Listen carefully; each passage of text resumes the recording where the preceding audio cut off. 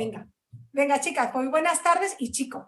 Y bienvenidas a la tercera clase del módulo 4 del curso Experto en Nutrición Emocional y Consciente. Bueno, empezamos ahí como un poco acaloradas porque hemos estado hablando justo antes de empezar la clase, pero bueno, luego retomamos otra vez, si queréis, la conversación porque parecía interesante. Bueno, a ver, este módulo ha sido un módulo que os ha movido bastante, ¿vale? Lo sé por las tutorías que me habéis mandado. Os ha generado ahí como algo, si no es con vuestra infancia, pues con vuestros hijos y demás, ¿no? Y tengo un par de testimonios que no voy a leer hoy porque no toca, porque toca la semana que viene, pero que los quiero leer para que veáis de qué manera cuando ponemos la energía en algo que estamos estudiando o que estamos viendo, pues cómo se relaciona todo y cómo además, a lo mejor sin haberlo sabido antes, hemos tenido como esa parte sanadora automática que tenemos, ¿no? Lo digo por Merche, que está con nosotros, Merche Batidor, que me mandó sin ella haber visto creo, sin haber sabido nada de lo que yo di el otro día, de lo de la madre con los hijos, la separación y demás, pues ella me mandó un correo que lo leeré la semana que viene, donde sin tener ni idea de esto, simplemente yo creo que dejando fluir su energía de madre o haciéndolo lo mejor que sabía, en unas circunstancias para nada favorables, pues lo ha hecho lo mejor que ha sabido y lo ha hecho muy bien. Entonces, digo de cara, por ejemplo, a su hijo, ¿no? Que ya lo comentaremos la semana que viene, pero es verdad que al final, pues, por ejemplo, ella me decía si pensaba que su hijo podía tener algún problema por aquello que sucedió, que lo leeré, ya os digo, la semana que viene, y en su caso, sin saberlo, lo ha sanado, porque ha ido colocando todas las piezas de tal manera que lo ha hecho de una manera maravillosa. Ya lo hablaremos, ¿vale? Y luego tengo el testimonio de otra compañera nuestra, que lo hablé ayer en clase, que va un poquito por detrás, con lo cual, fijaros, ella me mandó un testimonio, ella va en emocional, va por detrás, va por el módulo 3, no está en el 4, pero me mandó una carta que ha hecho de un relato a consecuencia de un cambio que ha hecho en la relación con su padre, y bueno, me tiré todo el fin de semana llorando. Cada vez que lo leía, lloraba. Entonces, no lo voy a leer esta semana, también lo voy a leer la semana que viene y espero no llorar, pero si lloro es lo que hay, porque yo soy muy llorona. Entonces, pero es una carta tan bonita y una manera. Claro, y ella me decía, Luna, ¿tú crees que esto habrá solucionado algo? Y claro, yo decía, esto te ha solucionado la vida a tu padre, a ti y a tu hijo. O sea, con eso te lo digo todo, ¿no? Con ese acto tan normal que puede parecer como tan cotidiano, y ha hecho un trabajo espectacular, ¿vale? Que lo quiero compartir también la semana que viene. Y esta compañera es Mónica Valle, que me ha dado permiso para poderlo compartir, aunque ella no esté a la misma vez que nosotras, ¿vale? Bueno, y dicho esto, vamos a comenzar la clase de hoy. La clase de hoy va a ser una clase también intensa, ¿vale? Fijaros que yo el año pasado la clase que voy a dar hoy, la di en 4 clases. Hice 3. Hice 3 módulos con la clase que voy a dar hoy, ¿vale? Y lo he reducido porque al final, pues, también he quitado vídeos que puse en clase y que os voy a mandar para que lo veáis vosotros, para no interrumpir el tiempo de clase. Pero es algo que he resumido mucho, pero que creo que es algo que es fundamental que trabajemos y que sepamos, ¿vale? Y son las 4 emociones básicas que hay en el ser humano, ¿vale? Las vamos a ver hoy, las vamos a hablar y, como anticipo, deciros que las 4 emociones básicas, luego dicen que hay 10, que hay 9, que hay 7, que hay, bueno, porque hay algunas que parten de otras. Para mí, realmente, las emociones básicas en lo que se basa la vida de todo ser humano son 2. El amor y el miedo, no hay más. Y a partir de ahí seguimos, ¿vale? Pero es verdad que hay que reconocer otras 2 porque tienen sus diferenciaciones dentro de estas 2, ¿vale? Entonces, las 4 emociones que vamos a ver son la felicidad, la alegría, el miedo, la tristeza y la rabia, ¿vale? Ahora lo detallaremos. Entonces, al final estas todas o salen del amor o salen del miedo, y a raíz de ahí, pues, o nos va bien o nos va mal. Pero las cuatro emociones básicas, en principio, bien gestionadas, son buenas, son buenísimas, ¿vale? Son reacciones fisiológicas de nuestro ser. Todo ser humano nace con las 4, ¿vale? Salvo que tenga algún problema de algún bloqueo, que no sepa, ¿vale? Que no sepa distinguir, pero si nacemos más o menos sanos emocionalmente, tenemos las 4, y las 4 son súper importantes saberlas manejar. Y las 4, incluso la de la alegría, si no la manejamos bien y la llevamos de un extremo a otro, puede ser súper perjudicial. ¿vale? Entonces hay que saber tenerlas, cómo se va de un extremo a otro. Las 4 en principio son buenas, ¿vale? Las 4. Y se pasan de un extremo a otro cuando se mantienen más tiempo del necesario en nuestro estado, ¿vale? Es decir, las emociones es algo que tiene que surgir, o sea, que tiene que aparecer, lo tenemos que vivir, pero tenemos que pasar a la acción y que pase esa emoción. Las emociones tienen que ser de corta duración.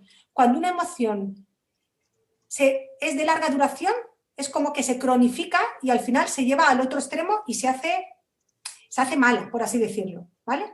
Entonces, venga, antes de empezar a leer para que no lo veáis, las del año pasado no podéis contestar porque ya lo sabéis, ¿vale? Entonces, a ver, ¿cuál puede ser de la alegría, cuál puede ser el extremo que nos llevaría a hacerla mala, a hacerla patológica? ¿Alguien lo sabe que no sea del año pasado? La euforia. Eso es, ¿vale? De la alegría sostenida demasiado tiempo, cuando estamos demasiado tiempo muy alegres, llegamos a la euforia, ¿vale? Si llegamos a la euforia, eso es un problemón, ¿vale? Porque nos evadimos de la realidad y podemos hacer cosas un poco extrañas, ¿vale? De la tristeza, ¿cuál sería? Depresión. Eso es, depresión. Depresión. ¿Mm? De la ira. Agresividad, violencia, no sé. No. Bueno, pero ¿cómo se le llama esa emoción? Rabia, ¿no? No, la rabia y la ira es lo mismo. Cuando se cronifica, ¿a dónde llega? Venga. Al odio. Odio. Al odio. Muy bien, muy bien. Odio. Y el miedo. Cuando se cronifica el miedo, ¿a qué llegamos? A terror. Bueno, más o menos. Paranoia, no sé. A la fobia o al pánico. A la fobia. O al pánico, ¿vale? Entonces, en principio las 4, bien manejadas, son buenas, ¿vale? La alegría es bueno sentirla, la tristeza es buenísimo sentirlas porque nos hace parar, nos hace bajar un poquito las revoluciones y a veces pensar, meternos para adentro, o sea que es buenísima la tristeza. El miedo es bueno porque nos hace tomar precauciones. Si no tuviéramos miedo, pues nos pillaría un coche, nos comería, yo qué sé, aquí no hay leones, pero si fuésemos a un safari, pues nos comería un león, un elefante. Os quiero decir que el miedo es bueno y la rabia o la ira también es buena porque nos hace salir de donde no queremos estar, ¿vale? Cuando tú sientes rabia o sientes ira por algo, es porque algo te ha sentado mal y es lo que te hace pasar a la acción y salir de ahí, ¿vale? Entonces, las 4 bien manejadas son buenas y las 4 mal manejadas y cronificadas o mantenidas mucho tiempo son malas, ¿vale? Entonces, ahora vamos a ver una por una y me vais a decir, bueno, y según las vayamos viendo, voy a parar un poquito para que me digáis si alguno de vosotros se siente identificado o en algún momento siente que se le va un poco la frenada y se va al otro extremo, ¿vale? Venga, pues vamos a por ello. Y deciros, los apuntes, os lo voy a decir antes de nada por si luego se me olvida, que sepáis los 5 enlaces que tenéis que tener, ¿vale? Los 5 PDFs. Uno se llama Emociones y Salud. ¿Qué son estos, excusa? ¿Los 5? Los 5 documentos que tenéis que tener la bibliografía de esta clase. Que lo vas a enviar, ¿no? Sí, los apuntes que os voy a enviar para que veáis que están todos. Okay. Emociones y salud. Ok. La alegría. Ok. La ira. La tristeza. Y luego vais a recibir, el miedo no lo mando así porque os lo voy a mandar a través de un vídeo y luego vais a recibir un PDF que dentro del PDF hay un enlace a un vídeo de las 4 emociones dado por el gran maestro Carmelo Vizcarra. ¿Vale? Es un vídeo de 2 horas y pico en el que habla de las 4 emociones y las define muy bien. Entonces, pues el año pasado iba poniendo trozos o incluso puse otros vídeos, pero este año como he tenido que condensar la materia, pues lo voy haciendo de otra manera. ¿Vale? Venga, pues vamos allá. Vamos a empezar con las diapositivas y vamos a ir viendo esto. Y a la vez os digo que esto es muy importante tenerlo, sobre todo en los niños. Es muy importante tener en cuenta a los niños porque tienden, o sea, el niño como todavía no entiende del equilibrio, todas las emociones en un espacio muy corto de tiempo las suele cronificar. Pero bueno, tienen la facilidad, o sea, el niño cuando se enfada y se enfada muchísimo y puede llegar al odio, ¿vale? Es verdad que no va a llegar nunca, como decía Bárbara, o casi nunca, a la violencia o la agresividad, que sí que lo hacemos cuando se cronifica en un adulto, incluso a la autolección. Si no sabemos agredir hacia afuera, agredimos hacia adentro y nos autoleccionamos. Pero los niños se puede ver muy fácil cómo se cronifica o cómo se lleva al otro lado de la balanza las emociones, ¿vale? O cuando está contento, el niño está excesivamente contento, no mide la alegría, ¿no? Entonces, los niños son un ejemplo y hay que enseñarles, y hay que enseñarles a bajar un poquito esa vibración, ¿vale? A ponerse contentos, pero bueno, tampoco cortarles su alegría, pero a no evadirse tanto de la realidad, ¿vale? Venga, pues vamos allá. A ver si nos da tiempo a verlo todo. Lo estáis viendo, ¿verdad? Sí. Vale. ¿Sabéis la diferencia? Vale, bueno, lo pone aquí un poco, pero bueno, ¿sabéis la diferencia entre emoción y sentimiento? ¿Alguien la sabe? ¿Qué diferencia hay entre una y otra? Bueno, ¿Algún valiente alguna vez? la emoción es más instintivo, algo de, no sé, de más instintivo. El sentimiento es como más un pensamiento, no sé. Yo creo que la emoción, Así es. No, la emoción Bárbara, es a lo que te lleva a algo que tú estás sintiendo. Sin embargo, el sentimiento es algo que tú llevas, es innato. no, al revés. Es como la de Bárbara. Sí, la emoción es algo innato, es una reacción, Instinto. es algo instintivo, es innata, es espontánea. Y sin embargo, un sentimiento es cuando a la emoción le ponemos conciencia. Es decir, todo sentimiento contiene una emoción, pero no toda emoción contiene un sentimiento. ¿Vale? Es decir, yo puedo tener una emoción, pero si yo a esa emoción no la mentalizo, no le pongo mente, no se hace sentimiento. ¿Vale? Porque una emoción es algo instintivo. Si es una emoción muy breve, nunca llega al sentimiento. Luna, ¿puedes repetir lo que has dicho, esa frase? Sí, que he dicho que la emoción es algo innato, ¿vale? Es algo espontáneo y o sea, emoción siempre hay, sentimiento no tiene por qué haber siempre. Entonces, para que una emoción se convierta en sentimiento hay que poner conciencia. Es decir, emoción más conciencia igual a sentimiento. Con lo cual, todo sentimiento tiene emoción, pero toda emoción no tiene por qué tener un sentimiento, ¿vale? Os explico, pongo un ejemplo muy claro. Imaginaros que de repente yo estoy aquí dando la clase y aparece alguien por detrás mío y digo, ¡ah! ¡Qué susto! Pues eso es una emoción, la emoción como del miedo, del susto. Pero como se me pasa, porque luego veo que es mi madre, mi hermano, mi hijo, tal, se me pasa, con lo cual yo no he generado un sentimiento de miedo, porque no lo he mentalizado. Ha pasado, lo he descubierto que no pasa nada y ya está, ¿vale? Elena, no te oímos, cariño. La emoción sería más física, te puede venir como una oleada de energía. Física, eso es, la emoción es totalmente física y el sentimiento es totalmente mental, que luego, como viene acompañada de la emoción, también hay una parte física en el sentimiento, pero hay mucha más mente, ¿vale? De hecho, cuando tenemos el sentimiento de estar enamorados, la emoción sería como el enamoramiento y el sentimiento como el amor. El amor ya le ponemos mente y que no sé qué y que no sé cuánto y lo racionalizamos, ¿vale? Venga, muy bien. Bárbara, te veo hoy totalmente, te veo fina hoy, ¿eh? Es que las emociones me tocan mucho. Me gusta. Ah, por cierto, algo...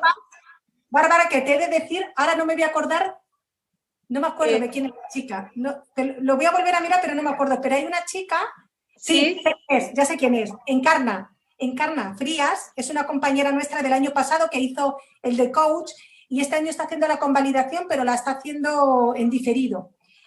Y ella dice que la semana pasada, cuando hablabas de lo de tu hijo, que se emocionó porque a ella le pasó algo parecido. Entonces, que te mandaba un abrazo muy fuerte.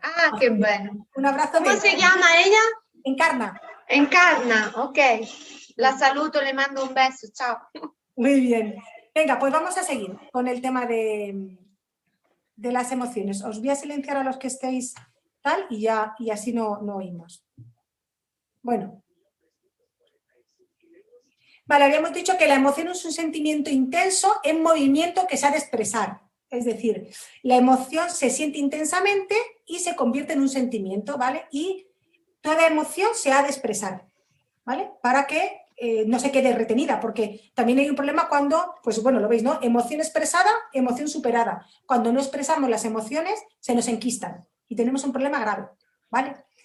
Voy a colocar, un segundito, voy a colocar esto, que si no, no os veo. Vale. El miedo, la ira, la alegría y la tristeza son las emociones básicas del ser humano. Estas emociones, a su vez, están en nuestro día a día porque desempeñan una función principal en nuestro desarrollo psicológico. Las emociones básicas, todas, sirven para avisarnos y guiarnos en la conservación del organismo y en la socialización con los demás. Las emociones básicas son universales. Todos tenemos miedo, sentimos rabia, nos alegramos y nos entristecemos. A su vez, cada una de ellas cumple una función muy básica. No sé por qué suena esto. Las emociones cumplen las siguientes finalidades. Tenemos funciones adaptativas que nos preparan para emitir una conducta y adaptarnos a las exigencias del entorno, funciones sociales que nos ayudan a interaccionar con los demás entendiendo sus emociones y conectan de este modo con quienes nos rodean, y las funciones motivacionales, que las emociones básicas nos dan energía, propósito, motivación, nos orientan hacia las metas concretas, no importa la edad que tengamos, dónde vivamos o en qué trabajemos. Sin excepción, todos sentiremos las emociones básicas en cualquier instante y en cualquier momento. Vale, las emociones siempre se manifiestan en una fisiología característica, es decir, cada emoción siempre tiene asociado un patrón postural y respiratorio propio, ¿vale? Y además cada una de ellas está asociada a un órgano de nuestro cuerpo, ¿vale? Así la alegría se manifiesta con risa y con sensación de felicidad y se expresa en el corazón, ¿vale? La tristeza se manifiesta con llanto y con sensación de depresión. No tiene por qué haber siente llanto, pero sí que es como un recogimiento. Y esta tristeza se asocia al pulmón, ¿vale? Cuando alguien tiene algo de pulmón, posiblemente haya un detonante, el detonante emocional es la tristeza, ¿vale? Algo triste no ha superado o algún síntoma le ha dado ahí. Igual que cuando alguien tiene algo de corazón, pues seguramente que le faltan alegrías en su vida o ha tenido una tristeza también grande y la alegría está por ahí, ¿no? La ira se manifiesta con agresión y con sensación de enojo y de ira, y también con la sensación de rojez en la cara. Cuando alguien tiene ira o tiene rabia, hay calor acumulado en la cara, en la cabeza se acumula calor. Y la ira está asociada al hígado, ¿vale? Con lo cual, si tenemos algún problema con nuestro hígado, tenemos que ver qué ira tenemos ahí retenida, ¿vale? Nosotros o nuestros pacientes. Y el miedo se manifiesta con angustia y con ansiedad, ¿vale? Luna, Sí, perdona, ¿la alegría me la puedes repetir? sí, que se manifiesta con risa y con sensación de felicidad. Sí, pero está asociado al corazón. Sí. Pero, ¿qué quiere decir? ¿Que tienes, o sea, si estás alegre tienes una patología de corazón? No, que cuando tienes un problema con la alegría, vamos, y cuando estás triste no tienes ningún problema con el pulmón. Al revés, te quiere decir que cuando tú tienes un problema de corazón, posiblemente tu emoción de la alegría está desequilibrada, es todo lo contrario. O sea, las emociones se tienen que sentir todas. Ahora, cuando alguno de estos órganos nuestros está tocado, esta emoción está descompensada. ¿Vale? Es decir, todos tenemos que estar alegres, todos tenemos que estar tristes, todos sentimos ira y todos sentimos miedo. Pero eso no quiere decir que tengamos el órgano mal, es viceversa. Cuando ese órgano está mal, esa emoción está descompensada. ¿Y en qué sentido descompensada? Pues, por ejemplo, si tú tienes algo en el corazón, además de lo físico, de que pues, te alimentes mal o tengas no sé qué, posiblemente te falta alegría en la vida. A nadie un exceso de alegría le da un paro cardíaco, ¿vale? Es que eso me estaba confundiendo un poco. Para nada. Pero sin embargo sí que un exceso de tristeza, o sea, una patología en el pulmón va a detectar un exceso de tristeza, ¿vale? O cuando tenemos algo en el hígado, además de por cosas que pueden ser físicas de alimentación y de tóxicos, pero pues hay ira retenida, porque es curioso que hay gente que sin beber tiene el hígado graso o tiene las transaminasas altas y no toma alcohol.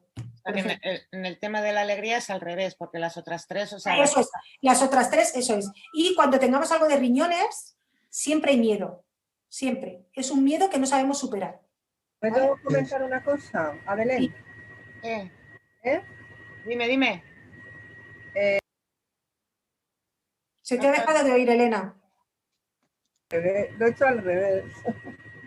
Belén, no tienes por qué tener una patología de corazón si lo que estás sintiendo es esa energía de corazón, ni tienes por qué tener una patología en los riñones si tienes miedo.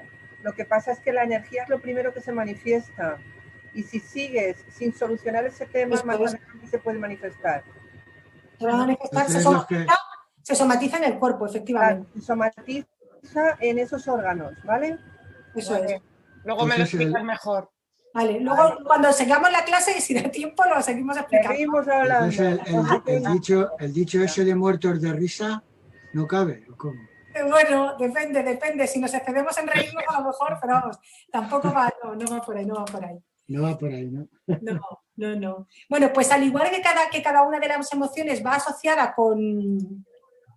que cada una de las emociones va asociada con un órgano, también las emociones van asociadas con el lado masculino, femenino, con el del ser humano, tienen cualidades energéticas y las emociones nos permiten actuar de forma expansiva con los demás, es decir, hay dos emociones expansivas y dos emociones como retroactivas, como que te recogen, ¿vale? Luego sale la palabra exacta, que ahora no me acuerdo. Entonces, las emociones que son expansivas son la ira y la alegría, y estas tienen que ver con el lado masculino. Si os dais cuenta, el lado masculino o con el yang es la acción. Por eso son emociones expansivas, porque te llevan a expresar. Si te das cuenta, cuando te enfadas, te lleva a actuar, a gritar, a sacarlo. Y cuando te pones alegre, el cuerpo te lleva a expandirte, no te lleva a recogerte. Sin embargo, el miedo y la tristeza son emociones que se expresan hacia adentro, ¿vale? Con el miedo, cuando algo te da miedo, te haces chiquitito y te empiezas a arrugar. Cuando tiemblas de miedo, no tiemblas hacia afuera. Al final te encoges, ¿no? Y la tristeza igual. Entonces, estas son características del polo femenino, ¿vale? Del recogimiento, de la quietud, ¿vale? Y ese es el yin. Todas las emociones son positivas, pues nos están indicando algo de lo que debemos de aprender. Y todas las emociones mal gestionadas, como os he dicho antes, se vuelven dañinas. A ver, que se me queda esto aquí parado. Vale, pues vamos a empezar por las 4 emociones, leo un poquito de cada una y luego nos metemos a fondo con cada una de ellas. El miedo es una emoción conocida por los expertos como de repliegue, eso es lo que quiere decir. No es una emoción expansiva, sino que es de repliegue. Se encuentra incluido en el grupo de las reflexivas y su función es advertirnos sobre la inminente presencia de un peligro, ya sea de recibirlo o de causar nosotros algún daño. El miedo es una de las emociones básicas que nos permite, a su vez, evaluar cuál es la capacidad que poseemos de afrontar las situaciones que percibimos como amenazas. Si aprendemos a conocer primero y a gestionar el miedo después, experimentaremos la prudencia y nos alejaremos del pánico, la fobia o de la temeridad. Como os he dicho antes, el miedo mal gestionado y llevado al extremo nos lleva a la fobia y al pánico, ¿vale? Por eso es tan importante, en principio, no meter miedo a los niños con ten cuidado que te vas a caer, ten cuidado que, ¿sabes? Con avisarles de muchos peligros porque hacemos niños miedosos, ¿vale? Es mejor que dentro de que no sea que no cruce sin mirar la carretera, pues si se ha de caer del columpio, que se caiga. No pasa nada, porque se cae de un columpio no se va a matar. Entonces, es mejor que vean que eso no pasa nada para que sean niños que se quieran enfrentar a lo que decimos, a experimentar y conocer con prudencia, pero no con miedo, ¿vale? Luego la alegría. La alegría es una emoción de apertura, no es de reflexiva ni de repliegue como el miedo, cumple la función de ayudarnos a crear vínculos hacia los demás, por ello se encuentran de las emociones básicas expansivas, junto a la ira. Puede manifestarse de diversas maneras, siendo la más frecuente la ternura, a través de la conexión entre personas mediante la amistad, el afecto, la sensualidad, el erotismo. Si gestionamos bien la alegría, podremos alcanzar la serenidad y la plenitud. O sea, la alegría bien gestionada no es tan expansiva, es expansiva en gestos, pero no en acciones. No sé si me explico. Una alegría bien gestionada lo que nos va a llevar es a la serenidad, a la plenitud y a la paz, que puede parecer todo lo contrario. Y se nos notará en el rostro, pero no son con grandes aspavientos. Eso ya sería más un poquito la euforia, ¿vale? Y como digo aquí, si no lo sabemos manejar bien, a lo que nos va a llevar es a la euforia. Esto le pasa mucho a le pasa a todos los bipolares, ¿no? Que pasan de la tristeza a la alegría y pasan de la depresión directamente a la euforia, no hay término medio, ¿vale? Un día están eufóricos y lo compran todo, lo venden todo, lo regalan todo y al día siguiente están depresivos y no hablan a nadie, no salen de casa, no se duchan, no se visten y demás, ¿no? Luego la tristeza es otra de las emociones básicas y esta se encuentra dentro del grupo de las del repliegue y es conocida como la más reflexiva de todas. Esta, incluso más que el miedo, es la que más te hace meterte hacia adentro. Evoca siempre algo que ha ocurrido en el pasado, pocas veces la tristeza. Si la tristeza es del presente, no se llega a hacer sentimiento. Se siente y se va, ¿vale? No se llega, y mucho menos se llega a cronificar. Cuando la tristeza se cronifica y se vuelve en depresión, siempre es por algo del pasado, lógicamente, porque si no, no se hubiese cronificado. La función de la tristeza es ayudarnos a ser conscientes de alguna cosa, de alguna situación o de alguna persona que hemos perdido o añoramos, ¿vale? Es lógico sentirlo, es bueno sentirlo, pero enseguida no hay que cronificarla. También nos sirve para soltar y dejar ir lo que no nos pertenece o lo que ya en este momento nos puede hacer mal.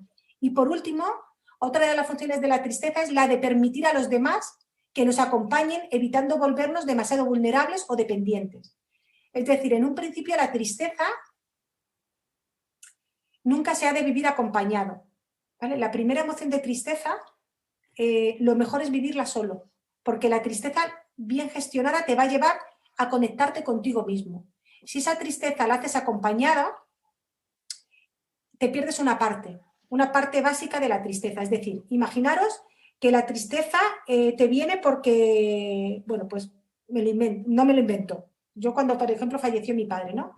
Ahí evidentemente hubo una tristeza presente, pasada y futura ya no, gracias a Dios, porque ya está sanado. Pero en el momento presente hubo una tristeza, ¿no? Pues en ese momento no es bueno que te acompañe nadie. ¿Por qué? Porque tú necesitas conectar contigo, conectar con tu niño, conectar con tu persona y hacer el duelo por tu padre, por esa figura, ¿no? Que es la que te ha dado la vida. Entonces, si está todo el rato la gente encima de ti, ay, cuánto lo siento, bueno, pasado los procesos, los protocolos que hay que pasar y ya está, pero después se necesita estar solo para hacer el duelo, para que tú conectes contigo, conectes con tu niño, con tu niña, y entonces sepas valorar esa pérdida de esa figura paterna. Y después, a posteriori, entonces ya sí que puedes compartir esa tristeza con tus familiares, otra vez, ¿no? Después de pasado, pues lo que es el tanatorio o el velatorio, lo que se haga, ahí tiene que haber unos días de recogimiento en soledad.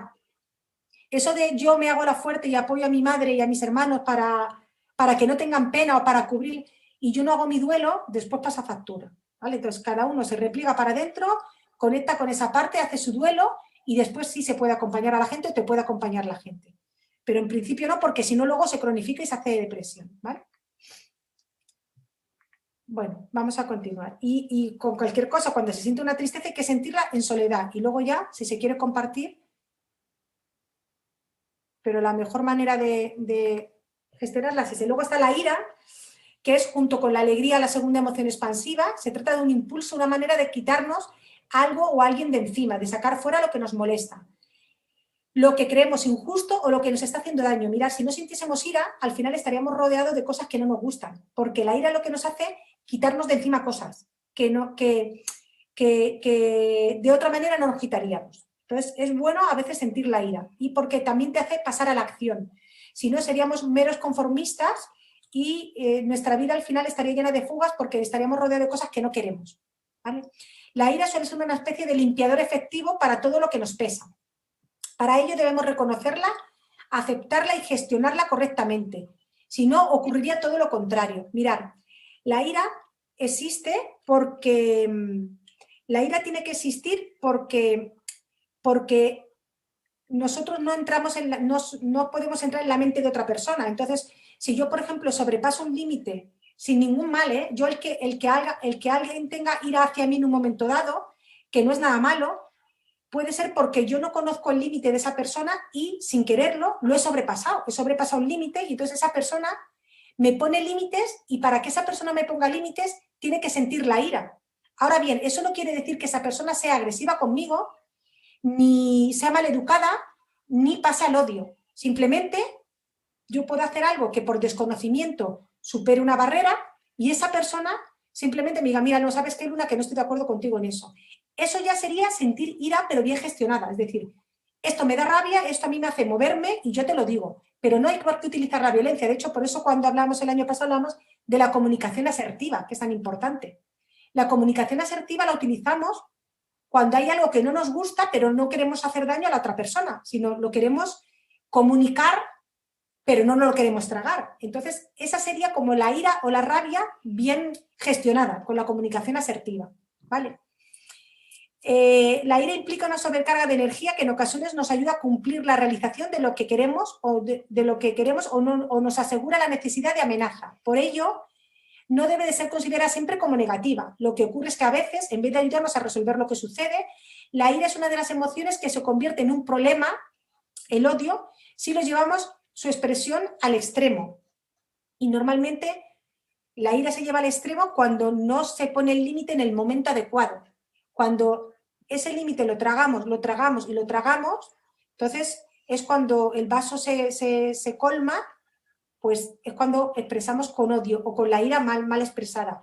Pero si lo fuésemos diciendo en cada momento, que es muy difícil, pues sería siempre una ira muy bien gestionada. De hecho, sería una buena compañera de viaje, porque es lo que nos haría que nadie nos invadiera nuestro espacio personal, emocional, mental o físico, ¿no?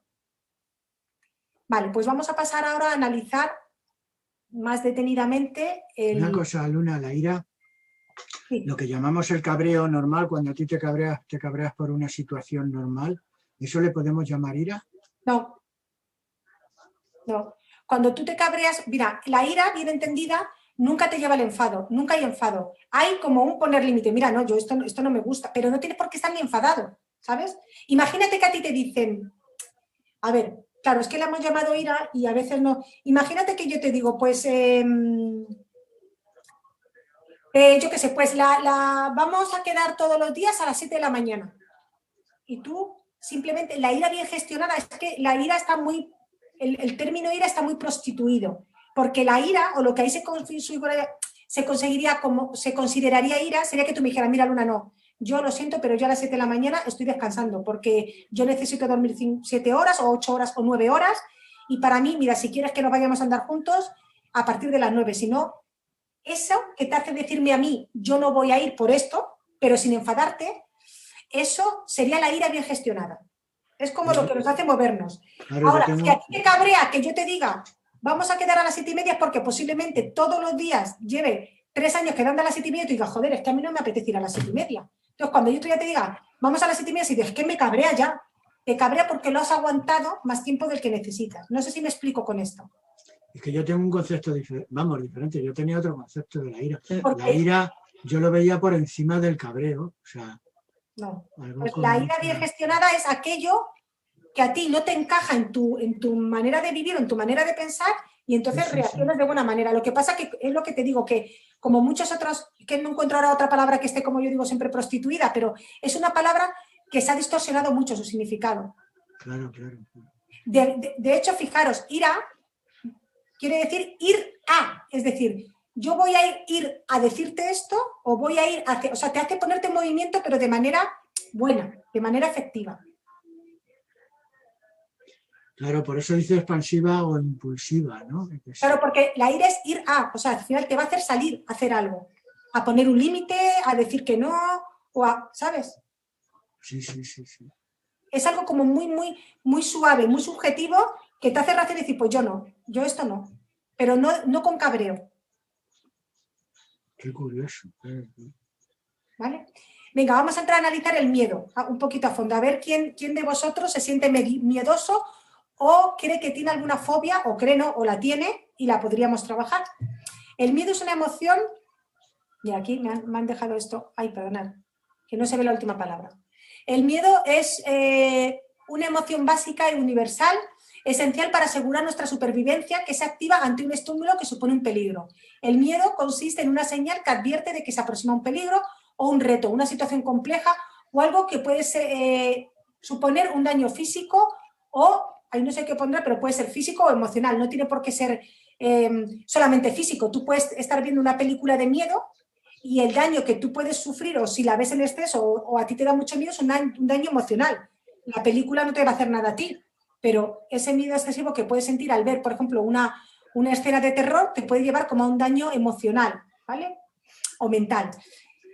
mediante el proceso de condicionamiento, estímulos originalmente neutros que se asocian repetidamente con señales de daño real, terminan por producir también una respuesta emocional de miedo. Es decir, aunque estos estímulos parezcan objetivamente de peligro, se convierten en nuevos desencadenantes de miedo específicos de cada persona.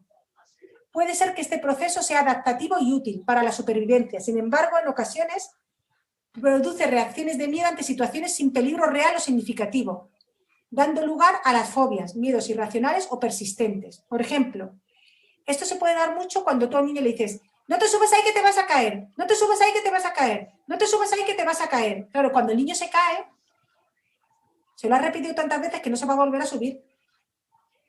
Porque ya le ha generado un miedo de que subirse a algo, y es un miedo que está basado en algo irreal, porque no ha pasado. Antes de caerse, cuando se lo ha repetido 500.000 veces, no había pasado nada. ¿Vale? O simplemente pueden ser miedos irracionales porque alguien te ha contado algo dramático que le ha pasado y entonces tú coges fobia y no sabes de dónde viene, simplemente porque has vivido algo que te ha impactado mucho. ¿Vale? Y luego hay fobias o hay miedos que sí que están totalmente justificados porque han tenido un hecho y un desencadenante real, pero que hay que trabajarlos y se trabaja poniendo realidad.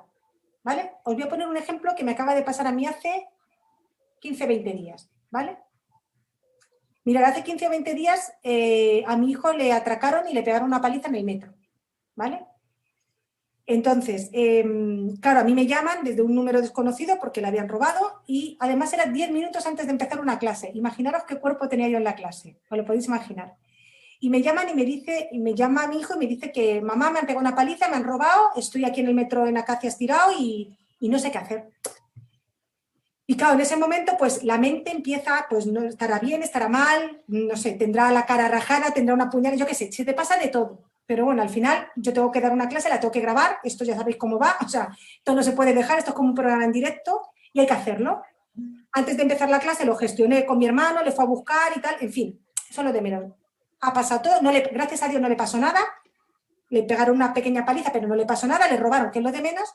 Pero fijaros, yo ahora me estoy trabajando mucho porque yo, ahora cada vez que me llama él o que me llama un número que yo no tengo grabado, os juro que me pongo a temblar. Me pongo a temblar porque pienso que le ha pasado algo. Claro, al final es esa sensación de miedo que te da, lo primero es no controlar, el no estar allí con él, ¿no? Y ahora entonces es un poco como un miedo que no es real, pero que sí está justificado en un hecho que además ha pasado hace muy poco. Entonces yo tengo un poco que relajarme con ese tema, pero lo digo, yo ahora mismo yo me lo noto, se me acelera el corazón. A mí, yo veo un número que no tengo grabado y no estoy con mi hijo y digo, pues algo le ha vuelto a pasar. ¿Por qué? Pues es algo tan reciente que me ha hecho sufrir un shock que te queda ese miedo. Entonces, eso, lo que yo hago es en ese momento, os lo juro, antes de coger el teléfono, digo, no, Luna, o sea, es que no tiene por qué ser eso, es que eso pasa una vez y a lo mejor lo más seguro es que no le vuelva a pasar en la vida. Claro.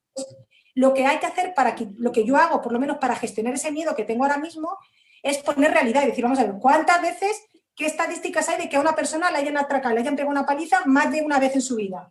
Pues muy pocas, ¿vale? Muy pocas. Y luego, bueno, pues todo lo que hay en la trastienda de eso, que ya es otra cosa, pero bueno, que esto es un miedo, por ejemplo, es un ejemplo de lo que podría ser, si yo me obsesiono con esto, para mí me podría llegar a generar una fobia, ¿vale? O a mi hijo le podría llegar a generar una fobia que estamos trabajando el que él pueda volver a salir y a ir solo en el metro y a que no le pase nada, que le está costando lógicamente, pero yo no le puedo incentivar ese miedo, ni decirle ten cuidado, hijo no vayas, porque al final le genera una fobia. ¿Vale? Tiene que seguir una vida más o menos normal. Claro, dentro de que hay que darle su tiempo a que eso lo encaje, Claro, pues claro. imaginaros, o sea, él tiene un miedo y yo tengo otro. Y ahí estamos luchando con este miedo, ¿no? Que cuando estaba haciendo la clase digo, jolín, fijaros qué puntual, ¿no? Pues eso hay que gestionarlo bien y poner realidad para que no se enquiste. ¿Vale? Entonces, eso es como el que tiene un accidente con un coche, puede coger mucho miedo a conducir. Claro, hay mucha gente que ha dejado de conducir, pero fijaros, hay mucha gente incluso que ha dejado de conducir porque un hermano, un primo, unos padres han tenido no, mis padres tuvieron un accidente de coche y yo no me quiero sacar. Y eso sí que es una fobia que no tiene ninguna justificación, porque tú ni siquiera lo has vivido, es algo que te han contado. Sí, pues eso hay que trabajarlo, ¿vale? Porque siempre se trabaja enfrentándote a eso, ¿no? Pero eso hay que trabajarlo, porque si no, no sé con quién hablo. Angie. No, es que no sé si soy yo la que no te escucho, no se escucha nada, como A mí no me escucháis, decirlo recortado, porque- no sé si soy Sí, sí se soy te yo. escucha, sí, a lo mejor ¿Se es la tuyo. escucha? Sí. Vale, decírmelo por favor porque si no me escucháis todos hay un problema con la grabación. Pues Angie, debes de ser tú, tu conexión o algo, porque el resto me escucha. Gracias. Venga, vamos a pasar ahora a ver los distintos tipos de miedo que existen. Está el miedo agudo, que es provocado por estímulos tangibles y disminuye cuando el desencadenante desaparece o es evitado. Por ejemplo, el tener miedo cuando se ve una serpiente. ¿Vale? Eso es un estímulo agudo, es un miedo agudo. Tú en ese momento, porque es algo tangible. También esto podría ser, el miedo agudo también podría ser una película de miedo. Tú la estás viendo y en ese momento es algo tangible y te está quedando, en cuanto pasa la película, tú no te vuelves a acordar, salvo que sea muy fuerte y duermas esa noche tiritando, pero se supone que en cuanto se pasa lo tangible, aquello que te produce el miedo, esa emoción pasa, ¿no? Luego está el miedo crónico, que es más complejo, en cuanto a que las situaciones que lo desencadenan pueden estar asociadas a fuentes tangibles o no. Por ejemplo, el miedo a estar solo, ¿vale? A lo mejor puede venir por algo que te haya pasado, estando alguna vez solo, o simplemente puede venir por un miedo que te metan a, pues si estás solo te puede pasar esto, y es algo que no es tangible, porque no es verdad, ¿vale? Luego está el miedo adaptativo o funcional, que es, os tenéis que silenciar todos, porque se oye detrás una tele, una radio o algo. Entonces, eso se graba, ¿vale? Silenciaros todos los que estéis con el micro abierto, por favor. Vale. El miedo adaptativo funcional es aquel que se ajusta, este sería el bueno, que se ajusta al estímulo que lo provoca. Se considera útil, por ejemplo, el miedo que sientes cuando estás al borde de un acantilado, lo que te va a hacer es que te alejes y que no corras el peligro de caer, o cuando estás al borde de una vía del tren, que te echas como para atrás. Pues ese es el miedo adaptativo funcional, que es el miedo bien gestionado, el que deberíamos de sentir todos de manera efectiva siempre. Y luego está el miedo desadaptativo o disfuncional, que es el que no se ajusta al estímulo que lo provoca, se considera perjudicial. Por ejemplo, cuando un miedo a las alturas, que esto sería más una fobia, el miedo desadaptativo sería la fobia, cuando el miedo a las alturas te lleva a no coger aviones, o cuando tienes miedo a agorafobia que te hace no meterte en ascensores, o salir a la terraza de un piso elevado, porque tengas vértigo o un miedo excesivo, un vértigo. Eso sería lo que llamábamos fobias, ¿no? Vale. Los efectos y los síntomas del miedo. Los efectos subjetivos del miedo son aprensión, desasosiego y malestar. Su característica principal es la sensación de tensión nerviosa y preocupación por la propia seguridad o por la salud, habitualmente acompañada de la sensación de pérdida del control. Cuando el miedo no está bien gestionado, sentimos que perdemos el control, ¿vale? Los efectos fisiológicos del miedo, o sea, cómo se somatizan en el cuerpo, son los siguientes. Hay un aumento de la frecuencia cardíaca, un aumento de la presión arterial sistólica y diastólica, reducción del volumen sanguíneo y de la temperatura periférica, por eso se provoca la palidez y el frío de la típica reacción de miedo, aumento de la tensión muscular, aumento de la frecuencia respiratoria y sensación de agarrotamiento, ¿vale? Alguna de estos síntomas estarían asociados con el miedo adaptativo, con la emoción buena, que sería el aumento de la frecuencia cardíaca y el aumento de la tensión muscular, porque serían aquellos que nos llevan a poder salir corriendo. Para que tú puedas salir corriendo tienes que tener un poco de tensión muscular, que es lo que te lleva, y un poco de aumento de la frecuencia cardíaca, que es lo que te va a hacer salir. Y todas las demás son las que te hacen que no puedas salir, ¿vale? Entonces, hay efectos fisiológicos que son bueos, que son aquellos que se activan cuando a lo mejor pues ves que tienes que salir corriendo porque hay algún peligro inminente, y esos síntomas fisiológicos son buenos. Y los que te hacen quedarte paralizado o ya llegar a la fobia, no. Bueno, y luego de cada una de las emociones os he puesto una frase, un poco como para resumirlo, ¿no? Pues el miedo a sufrir es peor que el propio sufrimiento. Es decir, la mayoría de las veces sufrimos más por cosas o tenemos más miedo por sufrir que realmente por el sufrimiento que estamos pasando, ¿no? Bueno, ahora después continuamos, pero ¿alguno de vosotros ha sentido el miedo así como de manera disfuncional? A mí me ha pasado estos días, porque me ha pasado, soy Amanda, que me ha Amanda, pasado el vídeo, pues, buenas. ¿Qué tal? Cuéntanos. que me ha pasado estos días, muy recientemente, que nos atacó un perro, que vivimos una situación así muy, muy bestia, porque era un perro de estos muy grandotes, de presa, Ujú. y es la segunda vez que nos pasa ya. Entonces, sí que es verdad que ahora cuando voy por la calle y veo perros de este tipo de presa, me da igual aunque sean más pequeños, pues lo noto que el corazón me palpita. Incluso digo, voy a salir a la calle y llevo como una navajita pequeña aquí escondida en el bolsillo, porque digo, como me vuelva a pasar algo así, porque además nos cogió el perro, casi lo mata, era de noche, a mi pareja también está de baja porque lleva bocados por todos lados. O sea, Fíjate. vivimos una situación muy, muy bestia y muy impactante. Entonces, pues tengo como el miedo ese, ¿sabes? Que se me ha quedado ahí, y estoy intentando trabajarlo, pero que como que Pero, tengo la Amanda, imagen esa ahí grabada. pero es muy pronto o sea, esto sería como un miedo, eh, esto es un miedo que está totalmente justificado, ¿no? Entonces, al final, eso hay que trabajarlo, y para que eso no se convierta en una fobia, lo que hay que hacer es trabajarlo poco a poco, ¿vale? Irlo trabajando. Al principio, evidentemente, tendrás un tiempito que debas de evitar cruzarte, pero después te tendrás que ir incluso enfrentando a eso, y a lo mejor ir de vez en cuando a alguna perrera y detrás de los barrotes, detrás de las jaulas, que te dejen acercarte a los perros más de esta raza, ¿vale? Sí. Sin que haya peligro de que te ataquen, pero eso sería como una terapia de choque que deberías de hacer tú y tu pareja, Amanda.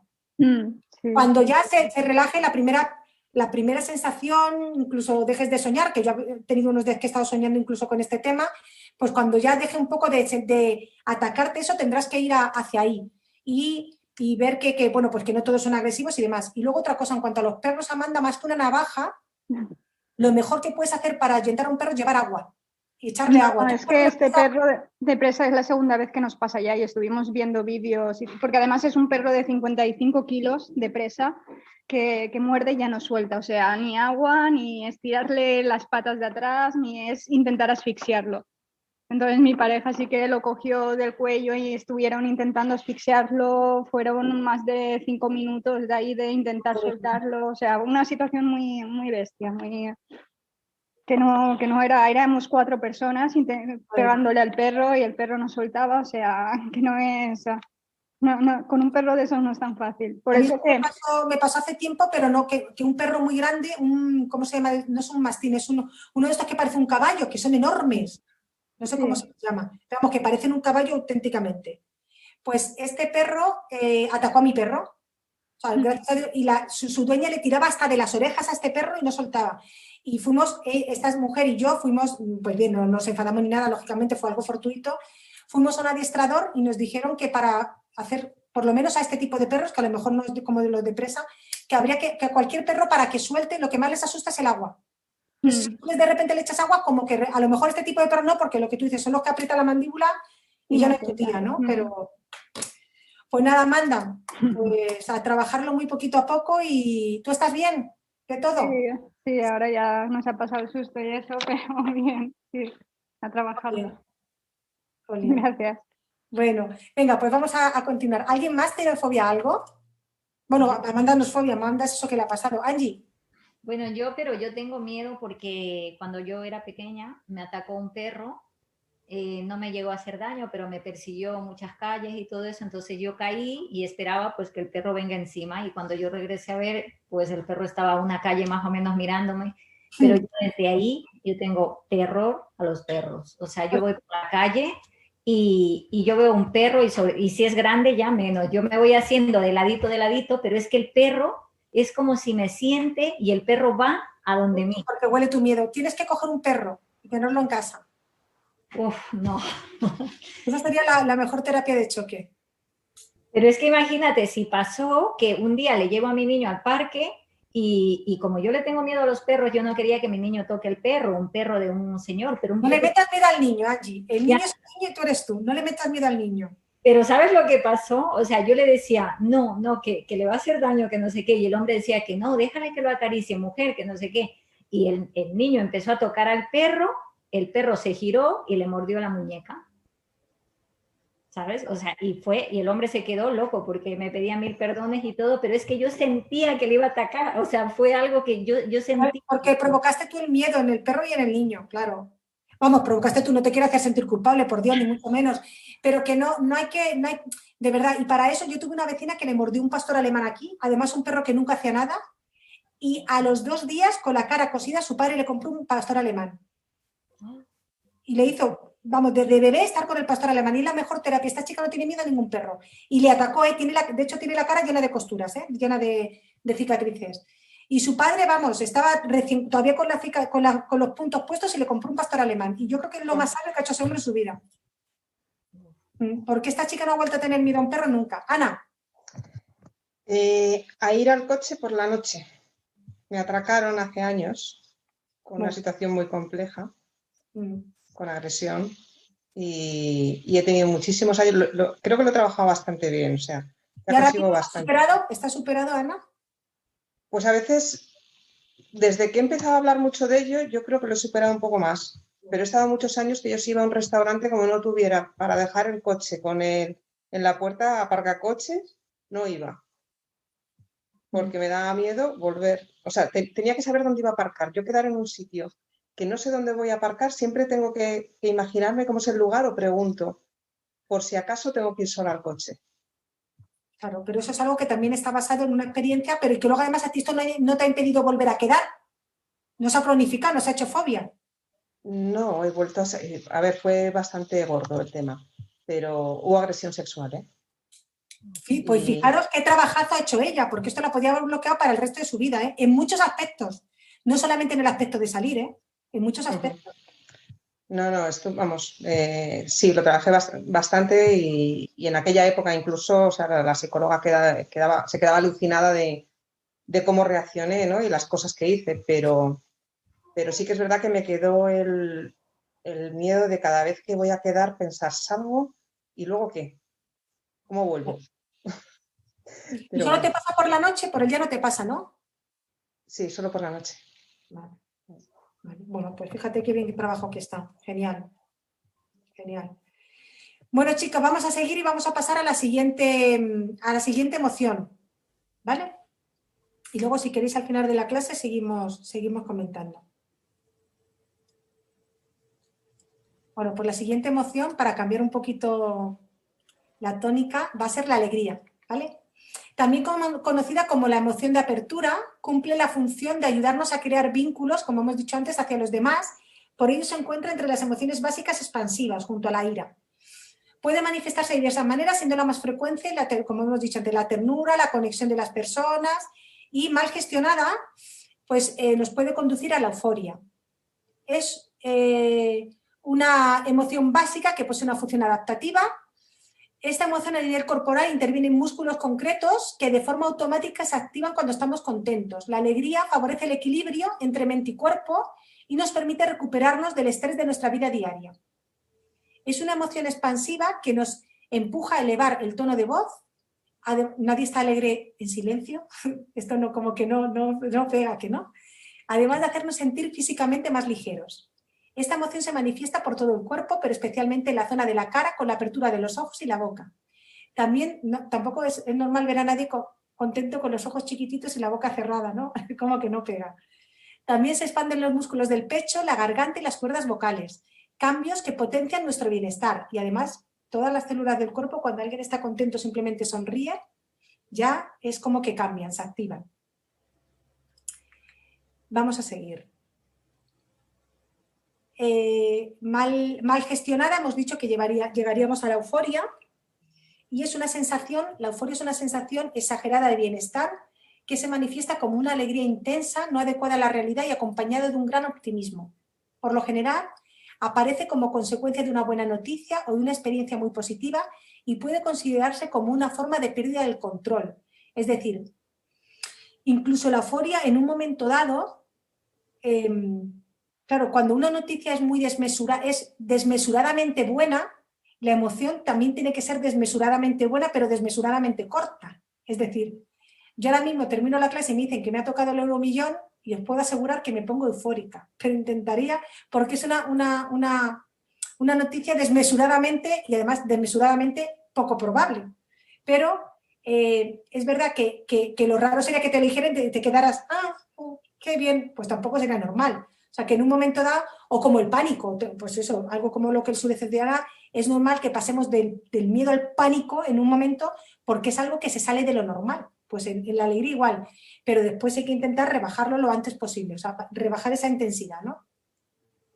A veces la euforia es utilizada como una herramienta de persuasión o manipulación. ¿Veis? A la gente esta que están, la gente o los payasos del circo, que están como eufóricos, o la gente que es desmesuradamente simpática a la televisión, que es como una manera un poco de persuadir, ¿no? O los magos, cuando hablan y todo como se ponen tan eufóricos, como para dar como mucho magnetismo a la situación, ¿no? Y se hace para que el público se distienda y no pose, bueno, en el caso, por ejemplo, de los magos, también aquí me he expandido un poco más porque a mi hijo le gusta mucho la magia y me dice que una manera de persuadir y que no se den cuenta del truco es hacer como ponerse muy, muy eufórico. Entonces la gente se fija más en la euforia y quitan la atención de la mano donde se va a realizar el truco, donde se va a ver lo que se hace, ¿no? Es importante y necesario reconocer que la euforia no es una emoción positiva. Cuando nos sentimos decaídos o con la moral baja, buscamos encontrar algo que nos ponga eufóricos para salir del desánimo o abatimiento. Sin embargo, es importante conocer los resultados de dicho sentimiento. Es decir, aquí lo que os quiero expresar es que todas las emociones, cuando están en un extremo, para salir de esa emoción vamos a buscar otro extremo. Es decir, cuando estemos depresivos, lo que vamos a intentar buscar, si no tenemos las emociones equilibradas, es algo, vamos a pasar de la depresión, vamos a intentar ir a la euforia. No vamos a intentar pasar de la depresión, que sería lo óptimo, a la tristeza y de la tristeza a la alegría. No, vamos a intentar ir de un extremo a otro, ¿vale? Eso pasa mucho con las drogas, por ejemplo, ¿vale? Estamos, bueno, incluso con la comida, fijaros lo que estoy diciendo, ¿no? Que lo estábamos viendo la semana pasada o la anterior. Estamos tristes y comemos de manera eufórica o de manera desmesurada para tapar esa tristeza. O nos sentimos solos o estamos excesivamente contentos y venga, que una copa, que otra copa, todo es como desmesurado, eufórico. Y es porque cuando todas las emociones están en un extremo, se pasa de una a otra. Y se debería pasar del extremo al otro extremo de la misma emoción y después subir por la parte equilibrada, por así decir, ¿vale? Pero lo hacemos totalmente dispar. De la emoción, de la euforia pasamos a la depresión o a la rabia o al odio, pero no vamos a la emoción hacia atrás, que sería lo óptimo, ¿no? Para poder equilibrarlas. A ver, vamos a seguir.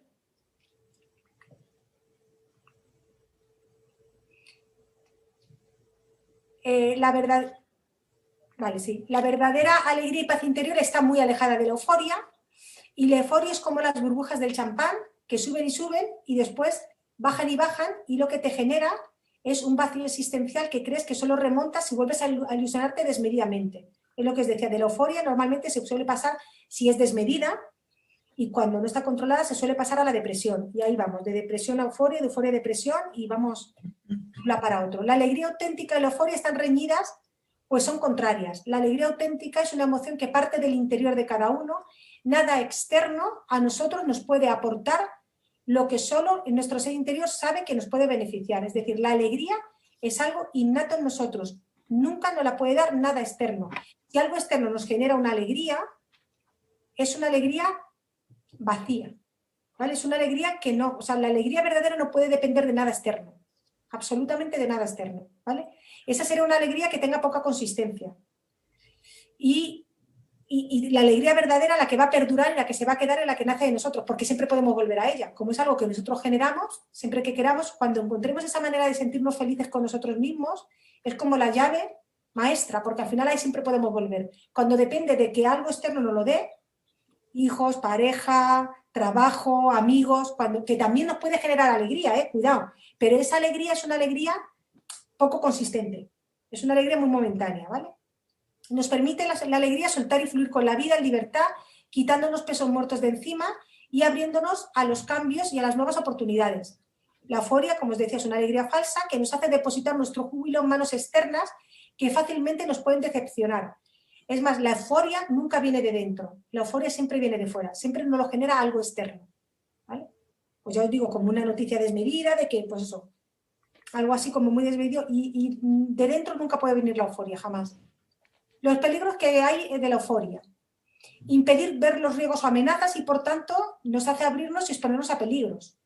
Pues cuando nos sentimos muy eufóricos parece como que no hay peligro, muchas drogas te pueden llevar a la euforia y te pueden llevar a cometer accidentes o a que tengas accidentes, ¿no?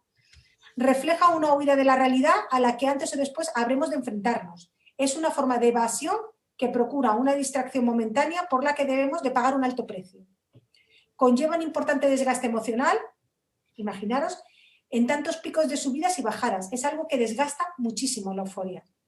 Crea adicción por las hormonas placenteras que lidera la alegría, pero al ser falsa y extrema te engancha a la huida de la realidad. El eufórico no vive la vida real, sino que vive en fantasías, y eso también es un peligro. Limita la creatividad porque te hace creer reales situaciones que no lo son, ¿vale? Cuando alguien realmente conecta con su creatividad, siempre conecta desde la alegría y la paz interior, con la creatividad buena. Alguien que esté eufórico nunca puede ser creativo, porque está desconectado totalmente de la realidad. Vale, y ahora vamos a ver las claves de la auténtica alegría, para que la sepamos diferenciar. Mantiene el equilibrio y el bienestar interno. El bienestar psicológico puede estar relacionado con las emociones de alegría y sentimientos de felicidad. Ocurre espontáneamente, no es un sentimiento forzado ni planificado, sino que surge de la manera natural y no controlada. Mirad, muchas veces esta alegría, que es la alegría buena, bien sostenida, generalmente nace de dentro, o sea, generalmente no, siempre nace de dentro y siempre o casi siempre nos hace conectar con la naturaleza, es decir, con algo que esté relacionado con la naturaleza. Por ejemplo, tú puedes estar en una puesta de sol y esa puesta de sol, que es algo externo, ¿vale? Que sí que puede ser algo externo, te puede generar alegría, pero se nota que es una alegría interna. No sé si me explico. Porque tú no estás contenta por la puesta de sol, estás contenta porque tú conectas con esa puesta de sol, ¿vale? Si tú estás cabreada o estás en medio de un atasco, a ti la puesta de sol te la repanfinfla. No sé si me expreso. O sea, esa misma puesta de sol en un estado de cabreo o con una llamada telefónica discutiendo con tu pareja, la puesta de sol pasa inadvertida, ¿vale?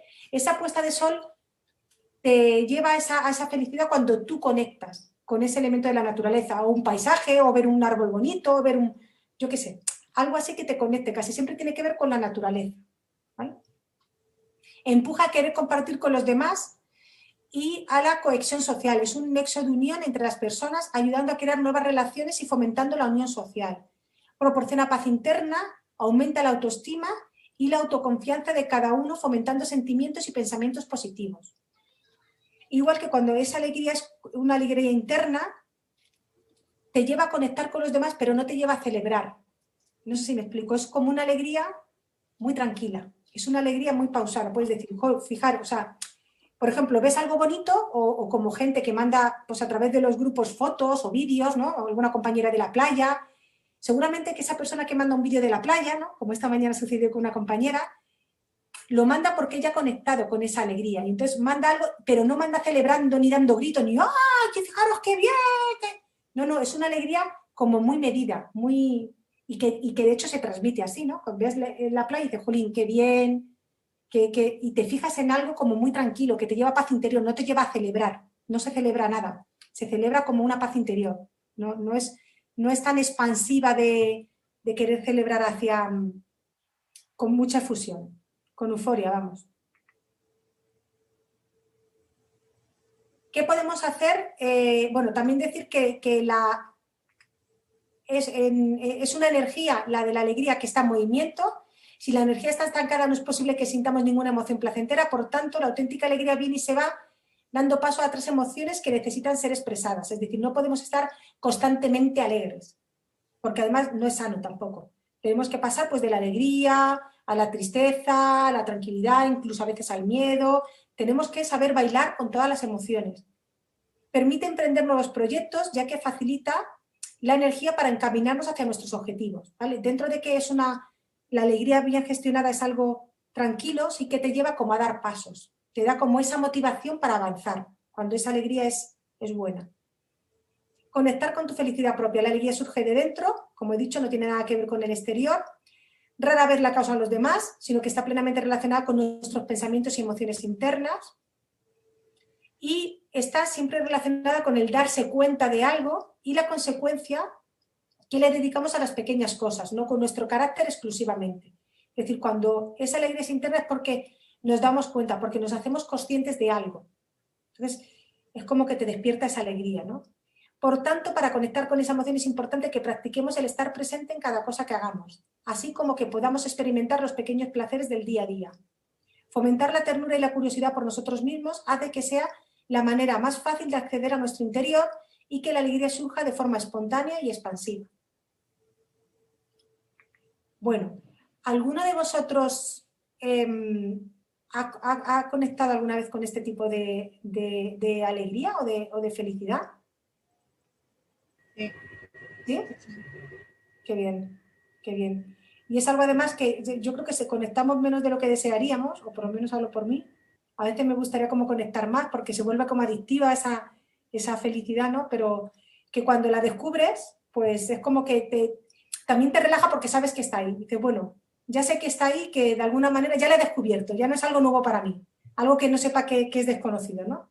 Y la verdad es que es bastante placentera. Fijaros, ahora con la alegría quería cerrar con esta foto que me parece maravillosa, ¿no? Que dice, ¿eres feliz? Sí, pues sigue haciendo lo mismo. ¿No eres feliz? Pues te tienes que preguntar, ¿quieres serlo? Sí, pues haz un cambio. ¿No lo quieres ser? Pues sigue haciendo lo mismo, ¿no? Me parece como una foto muy, como que define mucho, mucho todo. Bueno, a ver, voy a veros un poco ahora a todos. ¿Alguno de vosotros ha tenido algún problema con la euforia o ha tenido como algún episodio de pasar de la euforia a la tristeza, a la depresión? En algún momento, ¿no? Elena, ¿quieres hablar o no? No sé si estás buscando hablar o no. ¿No? Vale. A ver, os iba a contar una cosa, pero si se podía, si no, pues ya te la escribiré y si quieres ya... Si es cortita, sí. Si es cortita, ¿tiene que ver con esto, con lo de la euforia? No, tiene que ver con lo de la alegría, o sea que... Vale, pues sí, cuéntalo. No, Sí. es un descubrimiento que hice en una hipnosis, en una regresión, que yendo al periodo de entrevidas, antes de nacer, yo no sabía dónde estaba y de repente me di cuenta que todavía no había nacido y estaba a punto de conectar con la, ¿cómo se dice? Con la concepción. Y entonces me vi que somos, porque lo vi no yo, sino todos, un punto chiquitito, micro, feliz, pero de una alegría preciosa que no sé explicarte. No es la misma alegría que tenemos aquí, es como más... Es una alegría preciosa de saber que todos estamos conectados y de que estamos conectados con lo divino totalmente, que luego lo perdemos cuando llegamos aquí. Pero yo, si me preguntases qué somos, diría que somos alegría. ¿Sabes cómo defino yo esa alegría, Elena? Amor incondicional. Sí, pero es más allá del amor incondicional, porque es algo que es innato, es algo que no puedes pensar en ello, no te lo sé explicar. Y he escuchado a gente que ha estado en algún programa, que ha estado en ese punto, que dice lo mismo, que es una alegría que no es como la de aquí, es diferente, no la puedes definir. Tú en vez de tener, Elena, tú en vez de tener una experiencia, lo que la gente que tiene una experiencia cercana a la muerte, que luego lo cuenta, tú has tenido una experiencia cercana a la vida. A la vida, sí. Qué bonito, una experiencia cercana a la vida, qué bueno. Que lo has podido recordar y luego lo has podido... O sea, que has tenido la suerte de poderlo recordar. Me sorprendió porque yo no sabía dónde estaba en este momento. Y dije, vete a no sé dónde. Y dije, vale, pues no sé, pero no veo nada. Y de repente vi que había luz. Y entonces ahí me di cuenta de dónde estaba. Sí. Qué bueno. Gracias, Elena, por compartir. Muchas gracias. Venga, pues vamos a continuar con la siguiente... Yo lo que creo... Dinos, Antonio. No, que yo lo que creo es que esa alegría es la que se siente cuando...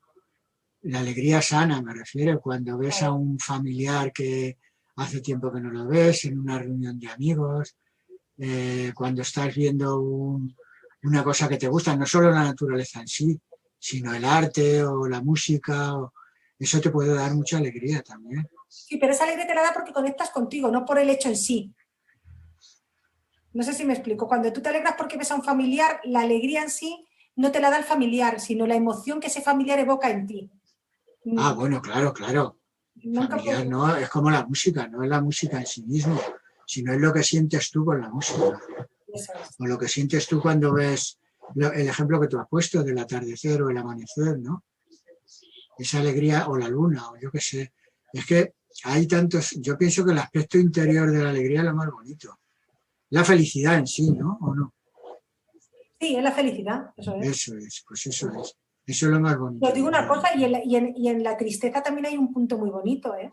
Sí, En el recogimiento en la tristeza hay un punto que te puede llevar a tener... yo digo que se crece más con la tristeza, se crece más personalmente con la tristeza que con la alegría, ¿eh? pero eso lo sienten los místicos. Se crece mucho más. Pues yo mística, místicos. ya te lo digo que no.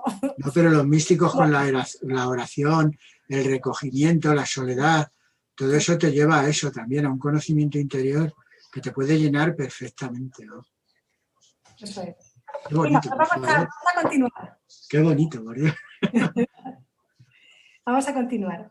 Vamos a pasar a la siguiente, a la ira. ¿Vale? Aquí he puesto a esta mujer que está un poco enfadada con la vida. Pero bueno, vamos allá. Esa es la que está cabreada, que yo te decía antes. Está la cabreada, es que tendría que poner alguna foto. Y como está tan prostituido el término, pues no está una foto de la ira que te haga. Pero bueno, he puesto esta. Sí, También conocida como emoción de apertura.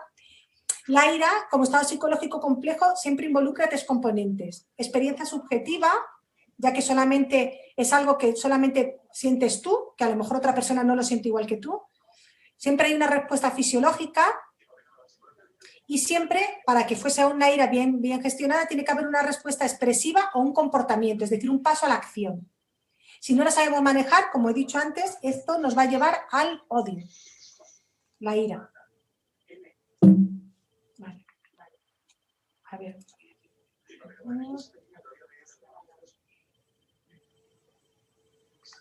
Vale, la ira es una emoción básica y al igual que el resto de las emociones posee una función adaptativa también. Tiene la función de protegernos de aquello que es susceptible de hacernos daño. Es necesario enfadarse cuando la situación lo demanda, marcar límites coherentes con el mundo y con los demás y expresar nuestras expectativas y necesidades. Cuando los sentimientos de ira perduran en nuestra mente... A ver, tengo que silenciar. Antonio, creo que eres tú con el que se oye algo detrás. Silénciate, porfa. Cuando los sentimientos de ira perduran en nuestra mente, llegamos a generar ansiedad. Mirar, tanto la ira como el miedo pueden generar ansiedad. Ah, bueno, si lo pone aquí después. Tanto el miedo como la ira, si perduran, nos llevan a la ansiedad, aunque es un distinto tipo de ansiedad, ¿vale? Pero son las 2 emociones que te van a llevar a generar ansiedad. ¿Cómo reducir el impacto de la ira para evitar esos estados de ansiedad? Es decir, para que la ira sea una función adaptativa y sea buena. Lo más importante es evitar que la ira se cronifique. Debemos, por encima de todo, comprender esa emoción, canalizarla y usar su impulso. Es decir, aquello que nos hace despertar la ira, qué ha sido y dónde tenemos que poner el límite. Nos invita a la acción.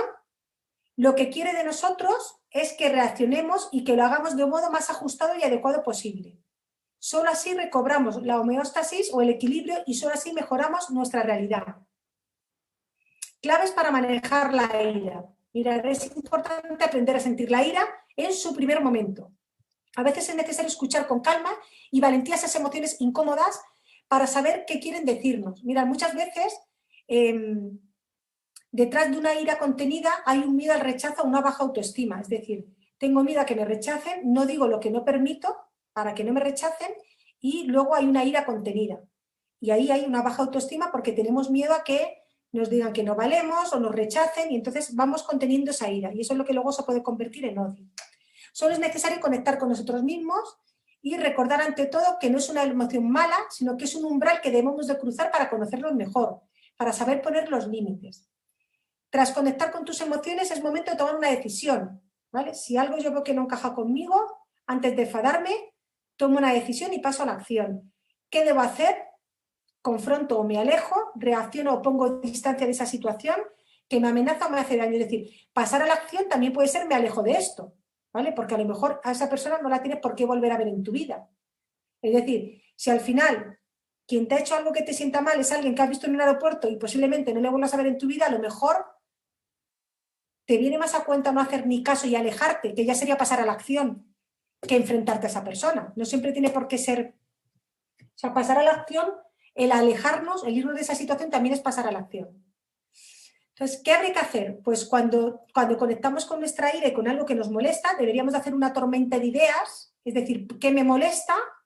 Poner en un papel todo lo que nos venga a la cabeza y cómo la solucionaríamos. Mirad, la tormenta de ideas sería qué me está pasando por la cabeza en este momento, qué estoy sintiendo y qué solución le daría. Cuanto más desmesurado sea lo que siento y más desmesurada sea la reacción que tendría, más cerca estamos del odio, ¿vale? Cuanto más coherente sea lo que sintamos y más relajada o con más mesura sea la reacción o la solución, estaremos más cerca de la ira bien gestionada. Y sobre todo, otra clave para manejar la ira es no dejes para mañana la emoción que sientas hoy, ¿vale? Es decir, cualquier emoción que no se exprese debidamente también nos puede llevar a la ira. Incluso, a veces no poder manifestar la alegría también te puede llevar a la ira. Es decir, cuando estamos en un entorno, por ejemplo, con unos padres muy autoritarios o a lo mejor estudiando en un colegio donde hay normas muy estrictas o parecido a una dictadura y no podemos reflejar nuestra alegría, no podemos sacar cualquier tipo de emoción, eso también te va a llevar a la ira, ¿vale? Reprimir cualquiera de las otras emociones nos va a llevar a la ira. Entonces hay que buscar una solución a esa molestia, a ese dolor, a esa turbación interna que notamos y saltar antes de que pase el primer impacto de la rabia, ¿no? Y evitar que dicho malestar perdure como una solución adecuada. O sea, que cualquier emoción que dejemos sin expresar nos va a llevar a la ira, ¿vale? Y a la ira directamente mala. Vale. Como os he dicho, la ira llevada al extremo nos lleva al odio. ¿Y qué es lo que hay detrás del odio? Siempre detrás del odio hay mucho miedo, porque como os digo, cuando la ira se cronifica, hay una baja autoestima, hay un miedo al rechazo, siempre hay un miedo, que es lo que no nos hace reaccionar a tiempo y lo que nos hace acumular esa rabia o esa ira. La persona que siente odio, aunque pueda parecer dura, con las cosas claras y que impone respeto más allá por donde pasa, en el fondo es un ser muerto de miedo. Necesita usar esa manera de expresarse y ese odio para defenderse. ¿De qué pretende defenderse las personas que sienten tanto odio? Evidentemente de algo que puede hacerles daño o sufrir, ¿vale? O bien porque esa ira no expresada es por el miedo, ¿no? No haber cubiertas sus expectativas, necesidades o demanda les da mucho miedo.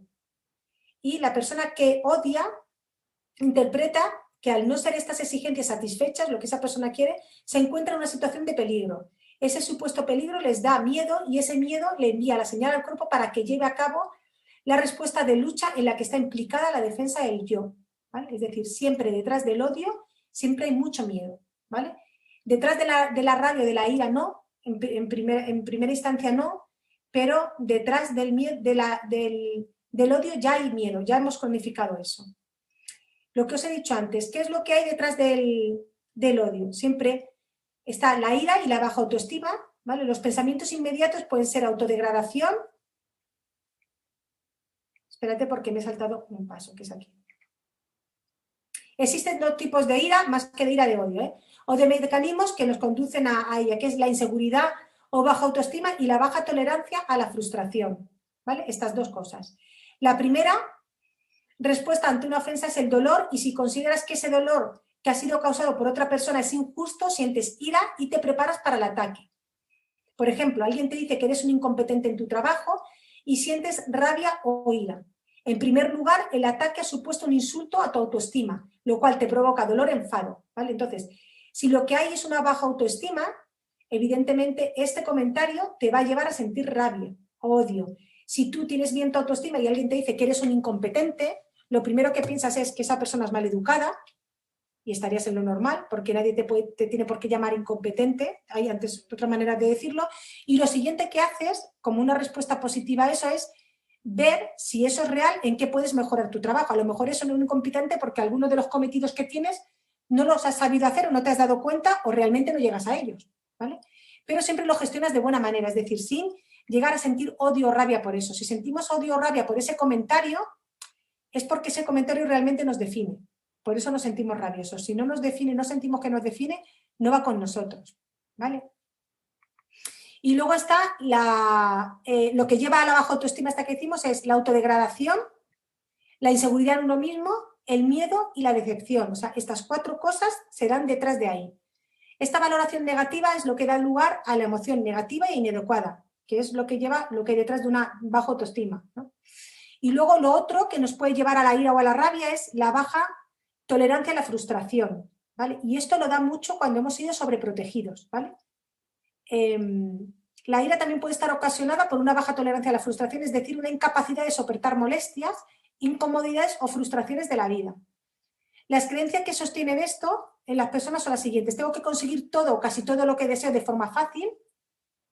Esto es una sobreprotección porque siempre nos lo han dado todo fácil para que no tengamos que luchar ni sufrir por nada. A su misma vez es horrible cuando no consigo lo que deseo o se presentan problemas. Y quien frustre mi deseo es despreciable y se merece un castigo. Estas 3 cosas son las que normalmente suelen corresponder a una sobreprotección. Normalmente no por los padres, porque si los padres no están sobreprotegidos y una pareja te quiere sobreproteger, esa pareja dura lo justo. Lo que nos hace enfadar, el control, ¿vale? Las personas que son excesivamente controladoras o que se sienten excesivamente controladas pueden llegar a... las que se les escapa de la mano, se pueden sentir, pueden llegar al odio, y aquellas personas que se sienten excesivamente controladas, porque como no han puesto límites desde un principio, llegan a sentir el odio.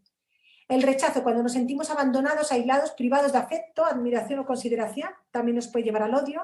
La devaluación, cuando alguien nos critica y nos sentimos degradados o ridiculizados. Y la traición, cuando nos sentimos engañados o traicionan nuestra confianza, normalmente en este caso nos sentimos rechazados y también devaluados, con lo cual podemos generar odio. La imagen que una persona tenga de sí misma determina cuál de estos motivos de ira predominan en ello. En todos casos, nuestra valía personal se ve afectada, ¿vale? Es decir, no es lo mismo que una persona le lleve a la ira el que se sienta controlada, el que se sienta rechazada, el que se sienta devaluado o el que se sienta traicionado, ¿vale? Corresponden a distintos rasgos emocionales o deficiencias emocionales.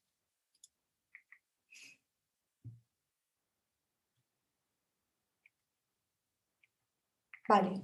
Creencias irracionales que te llevan a la ira, ¿vale? Que también están muy relacionadas, los pensamientos limitantes o las creencias irracionales están muy relacionadas con el odio. ¿Cuándo nos pasa esto? Cuando consideramos que lo ocurrido es absolutamente inaceptable, ¿vale? Este pensamiento productor de ira por excelencia es el pensamiento productor de ira por excelencia, perdonad, y es importante tenerlo en cuenta y analizarlo siempre que sientas esta emoción. Lo más exacto es aceptar la realidad y de lo sucedido, la realidad de lo sucedido, y pensar que no hay ningún motivo real por el que no debía de haber pasado, excepto el deseo de que no hubiera pasado. Es decir, las cosas son como son y la vida es como es. Entonces, tanto en el caso, por ejemplo, de Amanda, como en mi caso, si yo pienso que lo que le ha pasado a mi hijo o Amanda piensa que lo que le ha pasado a su pareja es totalmente inaceptable, esto nos va a llevar al odio. Porque no es que sea aceptable o inaceptable, es que es lo que es. La vida es así y estas cosas pasan. Más allá de que te hubiese gustado, como dice aquí, el deseo de que no hubiera pasado, evidentemente. Pero no es que sea inaceptable, es que es tan aceptable que me pase a mí como que le pase a otro, porque la vida está llena de gente de todo tipo. Pensar que la otra persona que hace que te enfurezcas por tratarte mal y pensar que debería de cambiar. Es decir, cuando pensamos que el problema es de otros y que tienen que cambiar, mal vamos. Esto siempre nos va a llevar al odio. En la vida puedes encontrarte con alguien que te trate mal y se comporte de forma injusta para ti, incluso puede que tú no hayas hecho nada para que reaccione de esta manera, pero aún así pensar que es la otra persona la que te hace enfadar es cederle el control y todo el poder sobre tus emociones, ¿vale? Lo mejor ante esto es no reaccionar. Si alguien te trata mal, evidentemente yo no soy de las que pondría la otra mejilla, todavía no he llegado a ese nivel de iluminación, yo la otra mejilla no la voy a poner, pero evidentemente no le voy a ceder el poder de que se piense o de dejarla a esa persona que me haga más daño, ¿no? Hacer interpretaciones erróneas de los motivos de los demás, ¿no? Esto es la lectura de pensamiento. Cuando nos enfadamos tendemos a considerar que el comportamiento de los demás como dañino, malintencionados, incluso como malvada esa persona, olvidándose alguna vez hizo algo bien y con cariño para nosotros. Esa persona se ha podido equivocar, se ha podido sentir atacada o puede tener un punto de vista totalmente distinto al nuestro sin más. Tener esto en cuenta nos ayudará a tener un pensamiento más constructivo y más flexible. Luego también adjudicar un significado personal a acciones impersonales, es decir, consiste en buscar explicaciones personales para el comportamiento supuestamente adverso de otras personas. Este modo de pensar deriva de asignar una importancia desmedida a lo que los demás piensan de nosotros. Como veis, hay un montón de cosas por las que, y un montón de creencias por las que podemos llegar al odio de una manera rapidísima, ¿no? Porque todas estas cosas normalmente las hemos vivido. Hacer generalizaciones excesivas, esto siempre nos va a llevar al odio, que es usar la palabra como siempre, todo, nunca, nada. Es decir, si a nuestro hijo si le decimos, es que nunca recoges, la palabra nunca, al final ya te lleva a enfadarte. Otra cosa es que diga, jolín, a veces son más veces las que tengo que recogerlo yo que las que recoges tú, pero llevar o nunca o todo lo haces mal, eso ya directamente te va a llevar al enfado. Entonces, este tipo de expresiones rara vez son ciertas porque yo creo que poca gente siempre hace lo mismo o todo lo hace igual, ¿no? Y el hecho de usar estas expresiones tan extremistas hacen que la ira crezca de manera desmedida. Además, dichas expresiones resultan hirientes también para la otra persona y solo van a generar disputas y malos entendidos.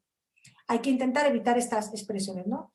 Y luego también otra cosa es el pensamiento dicotómico, que está también relacionado con lo anterior porque es o lo que llamamos el pensamiento polarizado, o todo o nada, ¿vale? Se trata de un pensamiento rígido y extremista y esto lo solemos dirigir a las personas más cercanas, como a las parejas o a los hijos. Es o todo o nada, o lo hacen todo bien o lo hacen todo mal. Y es imposible que nadie lo haga todo bien y todo mal. Es casi inviable, para empezar, porque si lo hace todo bien, alguna vez va a hacer algo mal, y si lo hace todo mal, no sé qué hacemos con esa persona en el caso de que sea nuestra pareja, ¿no? Y en el caso de que sean nuestros hijos, ¿qué educación le habremos dado si todo lo hace mal? Tendremos también nuestra parte de responsabilidad ahí, ¿no?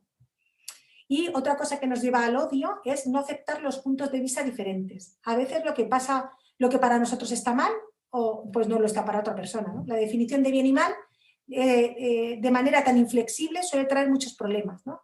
Además, hay cosas que para una raza está bien, para otra raza están mal, en un país está bien, en otro está mal, entonces, al final, cada uno, ni bueno ni malo, todo es neutro.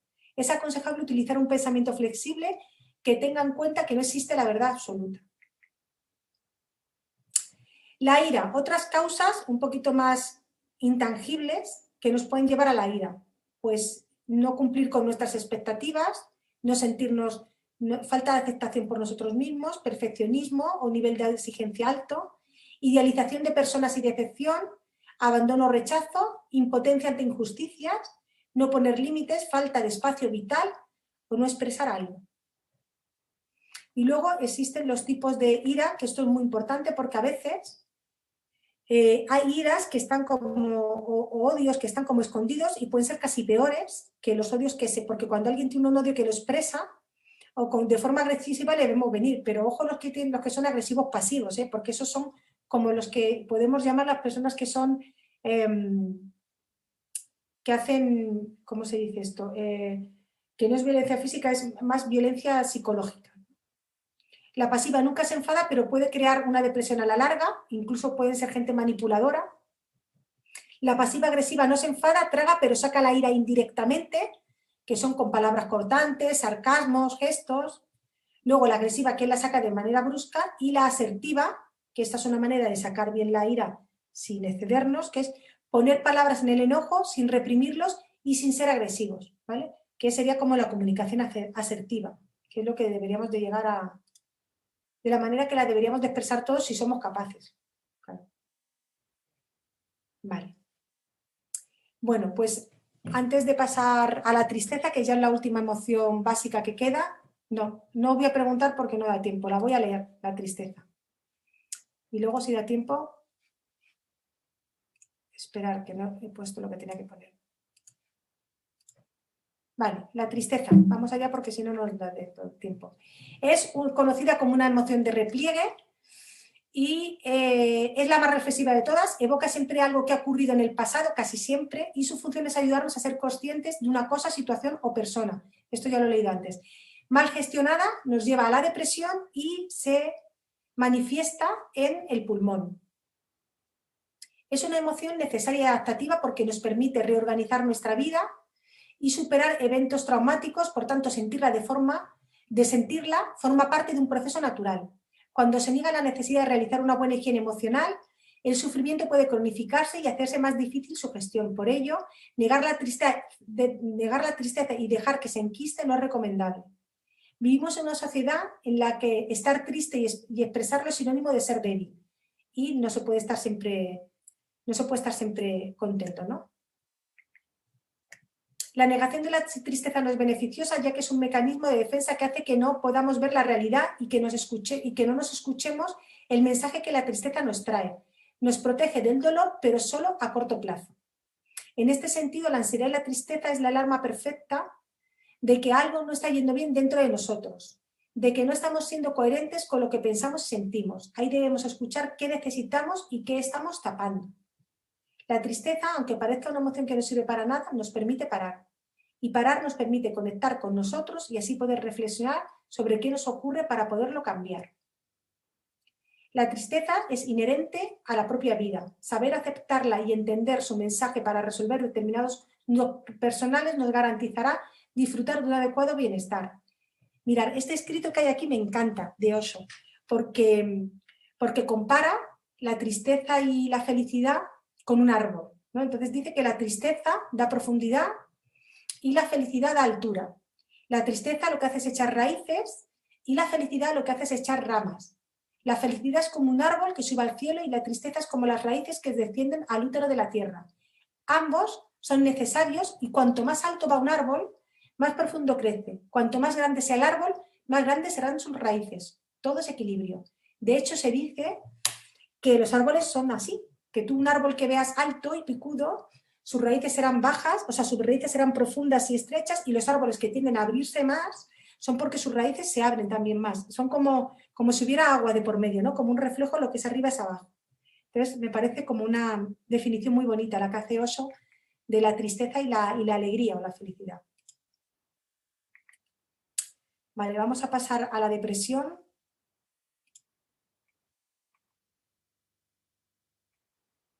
Rápido, mira, la depresión no es fácil de diagnosticar, suele estar asociada a un bajo de energía, siempre, porque si no hay un bajo de energía no se llega a la depresión, se sale antes. Y también suele ir muy acompañada, ya que hay un bajo de energía, con la alteración de los biorritmos. Se duerme poco y mal, se suelen tomar tóxicos y también suele faltar contacto con la naturaleza. La depresión endógena es un trastorno del estado de ánimo que se caracteriza por una marcada tristeza, desesperanza o apatía. Es causada por una alteración o un cambio estructural en la bioquímica cerebral. Es decir, lo que quiero decir con esto es que existe la depresión endógena porque realmente algún neurotransmisor nuestro deja de funcionar y entonces la bioquímica cerebral se ve alterada, y también puede existir la depresión exógena, que es la que nos viene dada por un acontecimiento externo, como puede ser la muerte de un familiar, la pérdida o un acontecimiento que nos causa un shock y que no hemos sabido manejar, no hemos sabido trabajar. Entonces existen los dos tipos de depresión, la depresión endógena y la depresión exógena.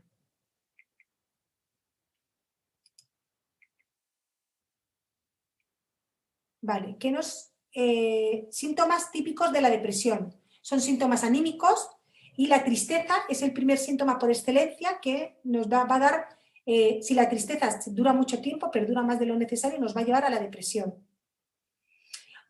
El síntoma motivacional es un estado general de inhibición que se traduce en apatía e indiferencia, cuando ya todo te empieza a dar igual, estás apático, eso es otro síntoma de depresión. Síntomas cognitivos también existen en la depresión. Se ve alterada la memoria, la atención y la capacidad de concentración. Síntomas físicos. Normalmente hay trastornos con el sueño, como el insomnio o incluso la hipersomnia, ¿vale? Hay gente que cuando está deprimida quiere dormir mucho rato. Entonces eso, tanto el insomnio como la hipersomnia, son síntomas de la depresión. La fatiga, pérdida de apetito o disminución de actividades y del deseo sexual. Y luego síntomas interpersonales y que hay un grave deterioro en las relaciones interpersonales, porque nos llegamos a aislar. Cuando no tenemos durante mucho tiempo ganas de ver a gente y queremos estar siempre solos y demás, eso puede ser también un síntoma que nos esté avisando de que hay una depresión detrás de eso que sentimos. Vale, vamos a seguir, que nos queda poquito tiempo. Causas que nos puede llevar a la depresión: no expresar nuestras emociones. Cuando volcamos la ira mucho tiempo hacia adentro, nos puede llevar a la depresión, una baja autoestima, expectativas altas y poco realistas, vivir de fantasías, no hacer los cambios cuando son necesarios, no vivir tu plan de vida, súper importante, buscar la felicidad en los demás y el agotamiento. Mirar, la tristeza es un bien necesario para cambiar de postura, siempre. La tristeza para mí es una de las cosas más necesarias.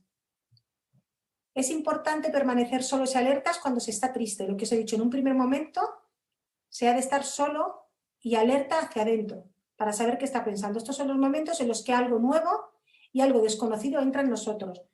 La tristeza bien gestionada siempre, siempre, siempre nos va a llevar a un crecimiento personal, a darnos cuenta de algo y a mejorar como personas. ¿Vale? Bueno, ¿alguien está en este punto? Espero que no, muchos de vosotros no. De tristeza como o que intuya que puede estar llegando a la depresión. ¿No? Bueno, no os oigo, entiendo que no. Vale. Bueno, pues venga, vamos a comentar que nos quedan... ¿Quién quiere hablar? Graciela. Sí, es cierto lo de la tristeza, lo que vos decís y siempre te hace cambiar. Nosotros hace casi 4 años perdimos un hijo en un accidente y la verdad que siempre te lleva mucho, ¿no? Entre el miedo van todas estas cosas que ibas diciendo, ¿no? El miedo para dejar vivir a los otros hijos, porque uno empieza con tanto miedo que dejarlos vivir a los demás, porque ante un accidente, imagínate que cada cosa que van a hacer, uno tiene miedo por los otros. Entonces, decir, bueno, ellos tienen que seguir viviendo, esto fue un accidente, ¿no? Y por otro lado, esto de la tristeza y lo que te pasa es que uno dice, de la única forma que se puede superar es... sirviendo a los demás, es la única forma, no haciendo sentir bien a otros, porque si no, no... Sí, pero Graciela, pero en un primer momento se tiene que sentir la tristeza, luego no, ¿eh? Luego es verdad que si te vuelcas en hacer felices a los demás puede ser una buena terapia, pero como tú eso lo empiezas a aplicar desde un principio, mal, ¿eh? De hecho, yo conozco casos de gente que desgraciadamente, que para mí es una de las mayores desgracias que puede haber, porque es algo antinatura totalmente. Entonces, conozco casos de gente que ha pasado eso y se han volcado, en vez de esos padres como padres sentir esa pena que la deben de sentir porque es algo desgarrador, o sea, es algo que te tiene que arrancar el alma, se han volcado en los otros hijos y al final eso no se soluciona. O sea, hay que sentir esa pena y hay que llorarlo y los otros hijos lo tienen que ver, es una pena, o sea, y así hay que verlo y así hay que sufrirlo y así hay que pasarlo. Y después sí que es verdad que una vez de pasar esa primera pena, ese dolor que te desgarra y que no quieres ver a nadie, luego sí te puedes volcar y sería una bonita manera de salir de ahí. Sí, tenés que buscar todas las maneras de trascenderlo, porque si no hay manera, no hay ninguna manera. Si no se trasciende, te vas con eso mismo, ¿no? Al final yo creo que, jolín, que es una prueba, hostia, que yo, vamos, ya le pido a Dios que no me la ponga nunca, porque es una prueba dura, dura de superar, y ahí también se ve mucho la calidad de la pareja, cuando eso se supera juntos, pues ahí se ve la calidad de ese matrimonio, ¿no? El pilar o el sustento que tiene ese matrimonio, ¿no? Sí, porque es increíble, muchos en el tremendo dolor, uno ve que la gran mayoría de los matrimonios se separan, ¿es cierto eso? Sí, pero eso es cuando no se ha vivido la pena, Graciela. Yo he tenido casos muy cerca de esos, que el matrimonio, cuando hay una muerte de un hijo, el matrimonio, como esa pena no se viva bien y cada uno por su lado, es decir, esa pena se tiene que vivir el padre por un lado, porque el padre tiene un sentimiento y la madre tiene otro, y lo siento, pero es así. O sea, ¿vale? La madre evidentemente tiene un sentimiento y es el que toca, porque ha traído esa vida, y el padre tiene otro sentimiento distinto, ni mejor ni peor, distinto por ser padre. Se tiene que vivir por separado y se tiene que vivir en conjunto. ¿Vale? Sí. Como esas fases falten, ese matrimonio termina separándose. Yo lo he visto en un montón de casos. Sí, sí, sí, sí. Entonces, bueno, en tu caso, que además ya nos has contado otras versiones de que os vais juntos a la cama y os llevabais un dulce, ¿no? Que nos decías el otro día. Mi marido me dice, ¿qué dulce nos llevamos para comer esta noche, no? ¿Eras tú o no? ¿O era Liliana? No eras tú, ¿no, Graciela? Sí, sí. No Era Graciela, sí. Graciela, que nos comentabas el otro día que tu marido, que te querías hacer la detox porque ya habíais cogido como una rutina en la que cuando ibais a la noche a dormir, decía tu marido, bueno, ¿qué nos llevamos hoy para comer de dulce? ¿No? Entonces, bueno, pues ahí se nota pues que en este matrimonio, fíjate, yo sin saber, que hoy es cuando me he enterado de lo que ha pasado con tu hijo, pues se nota que ese matrimonio, pues bueno, está unido y que ese suceso tan desagradable no ha roto la pareja, no la ha desunido, ¿no? Porque a veces no se lleva... Pues dentro de la gravedad del enhorabuena, Graciela, por llevarlo tan bien, o aparentemente es lo que nos demuestras en clase, ¿no? Que lo llevas bien y que tú además haces tus rutinas de deporte, es decir, que tienes tu vida más allá de todo esto, ¿no? Entonces, bueno, pues demuestra que la vida te lo ha puesto difícil, pero que tú lo has sabido superar. Y posiblemente, Graciela, que puedas ayudar a mucha gente que pase por eso, ¿eh? Y por algo nos tocó quedarnos, ¿no? Porque si no nos hubiéramos ido, entonces si te toca quedarte será para hacer algo bueno, porque no puede ser que sea para amargarle la vida a los demás. A veces yo digo, bueno, hay gente que viene y en esos momentos te pone el hombro, ¿no? Y te acompaña. Pero uno no puede, cada vez que vienen, hacerles pasar un mal momento por la tristeza de uno. Uno tiene que estar agradecido de que lo vienen a acompañar. Y bueno, tratar de salir, ¿no? Claro. Muy bien, Graciela. Pues ojalá y puedas ayudar a muchísima gente, espero que no haya mucha gente que tenga que pasar por eso, pero toda la gente que pueda pasar, que tú puedas ser un apoyo para ellos, ¿no? Y saber que se puede salir de eso porque tú lo has hecho. Entonces, pues bueno, que así pueda ser, ¿no? Gracias, Graciela, por tu testimonio. Muchas gracias. Bueno, ¿alguien más quiere aportar algo? Bárbara, te has quedado muy callada. Estabas al principio de clase eufórica y ahora te has quedado muy callada. No se te oye, Bárbara. Ahora. Ahora es que este argumento es un argumento que me toca a nivel familiar un poco, ¿no? Tenemos una tendencia.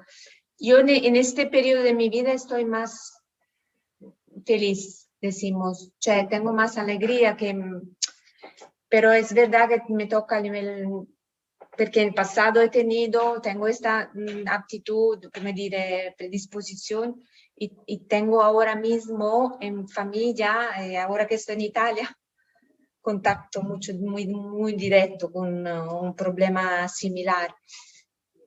Tanto que no puedo ni hablar ahora, porque, ¿sabes? No hables. Sí. Sí. Bueno, esto era mi hijo, pero no es él, es otro, ¿sabes? Por esto estoy muy escuchando y es muy interesante para mí para sacar, ¿sabes?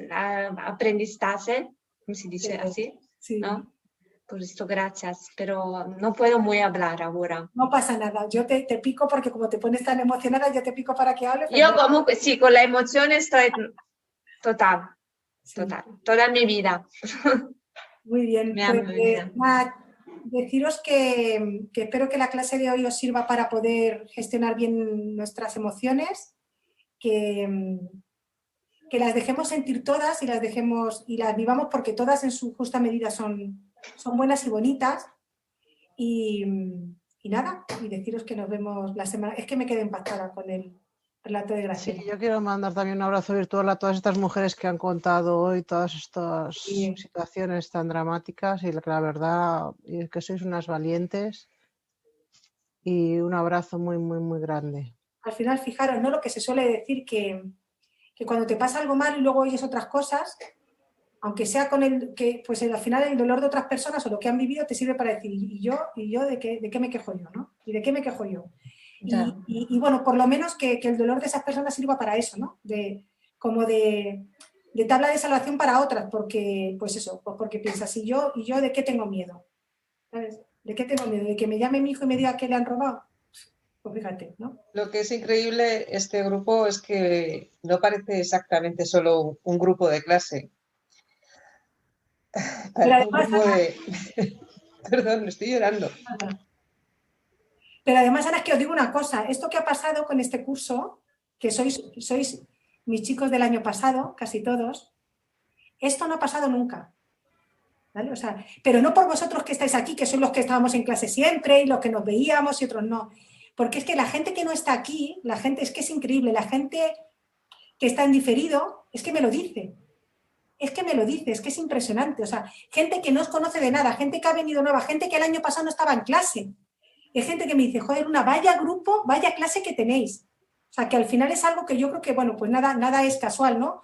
Conectan, yo creo que conectan la energía, la buena energía que tenemos todos y lo buena gente que somos todos, que así es, y al final eso se ve en las clases. Y de verdad que es el primer año que me pasa con un grupo y que me lo dicen tantas veces.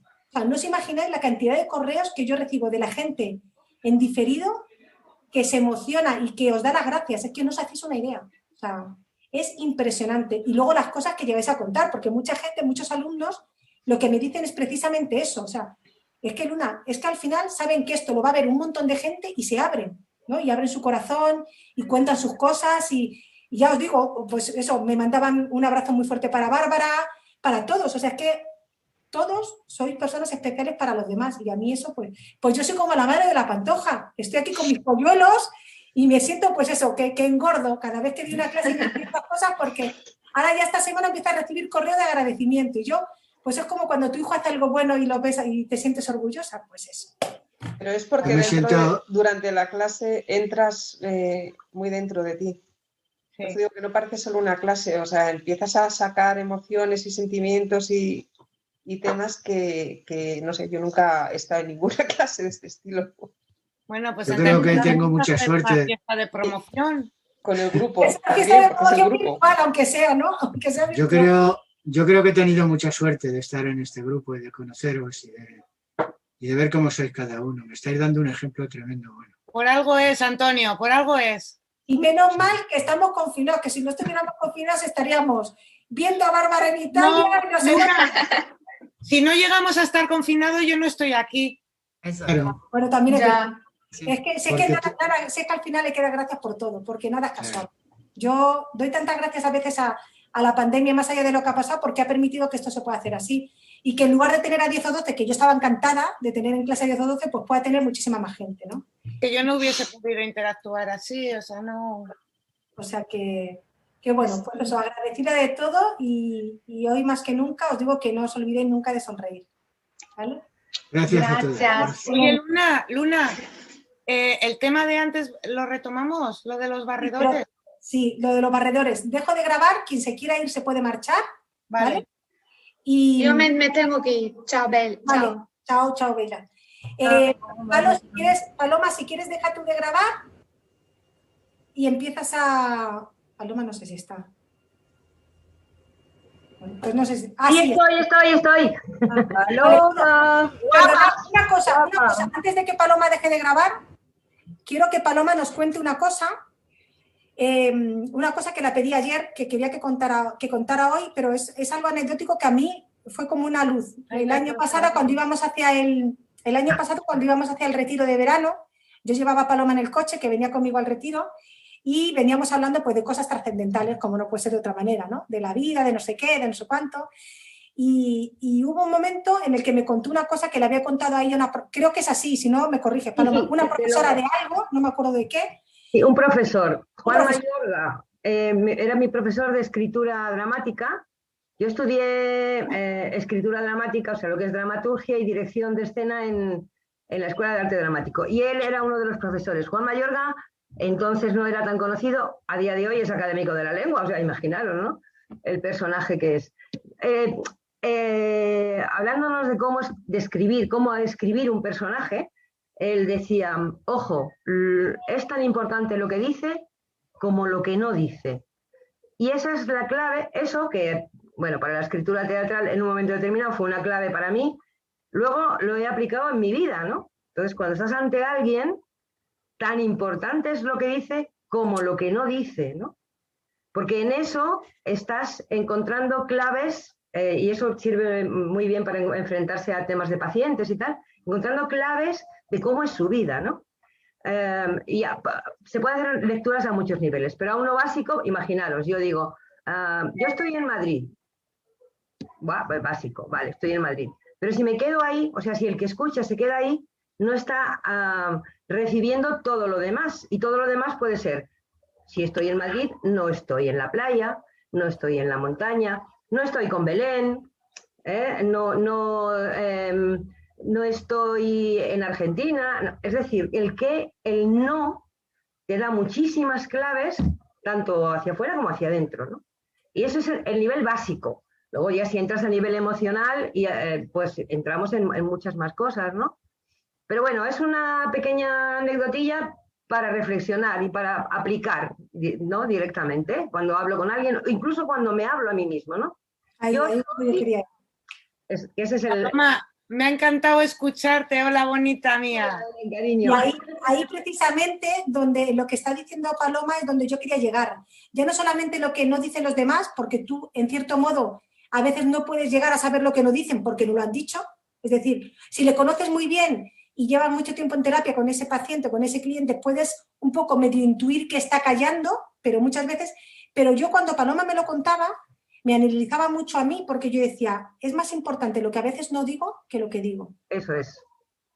Entonces, sobre todo cuando tienes un problema con alguien o cuando tienes una fuga, cuando tienes algo que resolver, normalmente lo importante, hablo por mí, lo importante me lo callo. Y al final dices, qué absurdo, ¿no? Porque eso es lo que hay que decir. Entonces, yo lo que Paloma, lo que ella ha contado, lo utilizo mucho para mí. Es decir, cuando yo me enfado con alguien y quiero contarle algo, la mayoría de las veces me doy cuenta de que le cuento soplapolleces, que realmente lo que no cuento, lo que no digo es lo que me molesta. Claro, esa entonces, es la cosa. Ahí es donde yo quiero que con este relato de Paloma, con esto que nos ha contado, que seamos más honestos y contemos lo que realmente pasa, porque lo que no se dice es donde está lo importante. ¿Vale? Entonces, bueno, no quería que Paloma dejara de contar esto. Entonces, bueno, ahora lo que vamos a hacer, Paloma, es, si quieres, como ya ha terminado la clase de lo que estábamos hablando, pues podemos parar la grabación y empezarla a convertir. Y yo, con quien se quiera quedar, me quedo porque tengo que comentar una cosa de los alimentos barredores, como dice él. ¿Vale? Fenomenal. Gracias, Paloma. Hasta la semana que viene, cariño. A vosotros. Chao, chao. Un abrazo.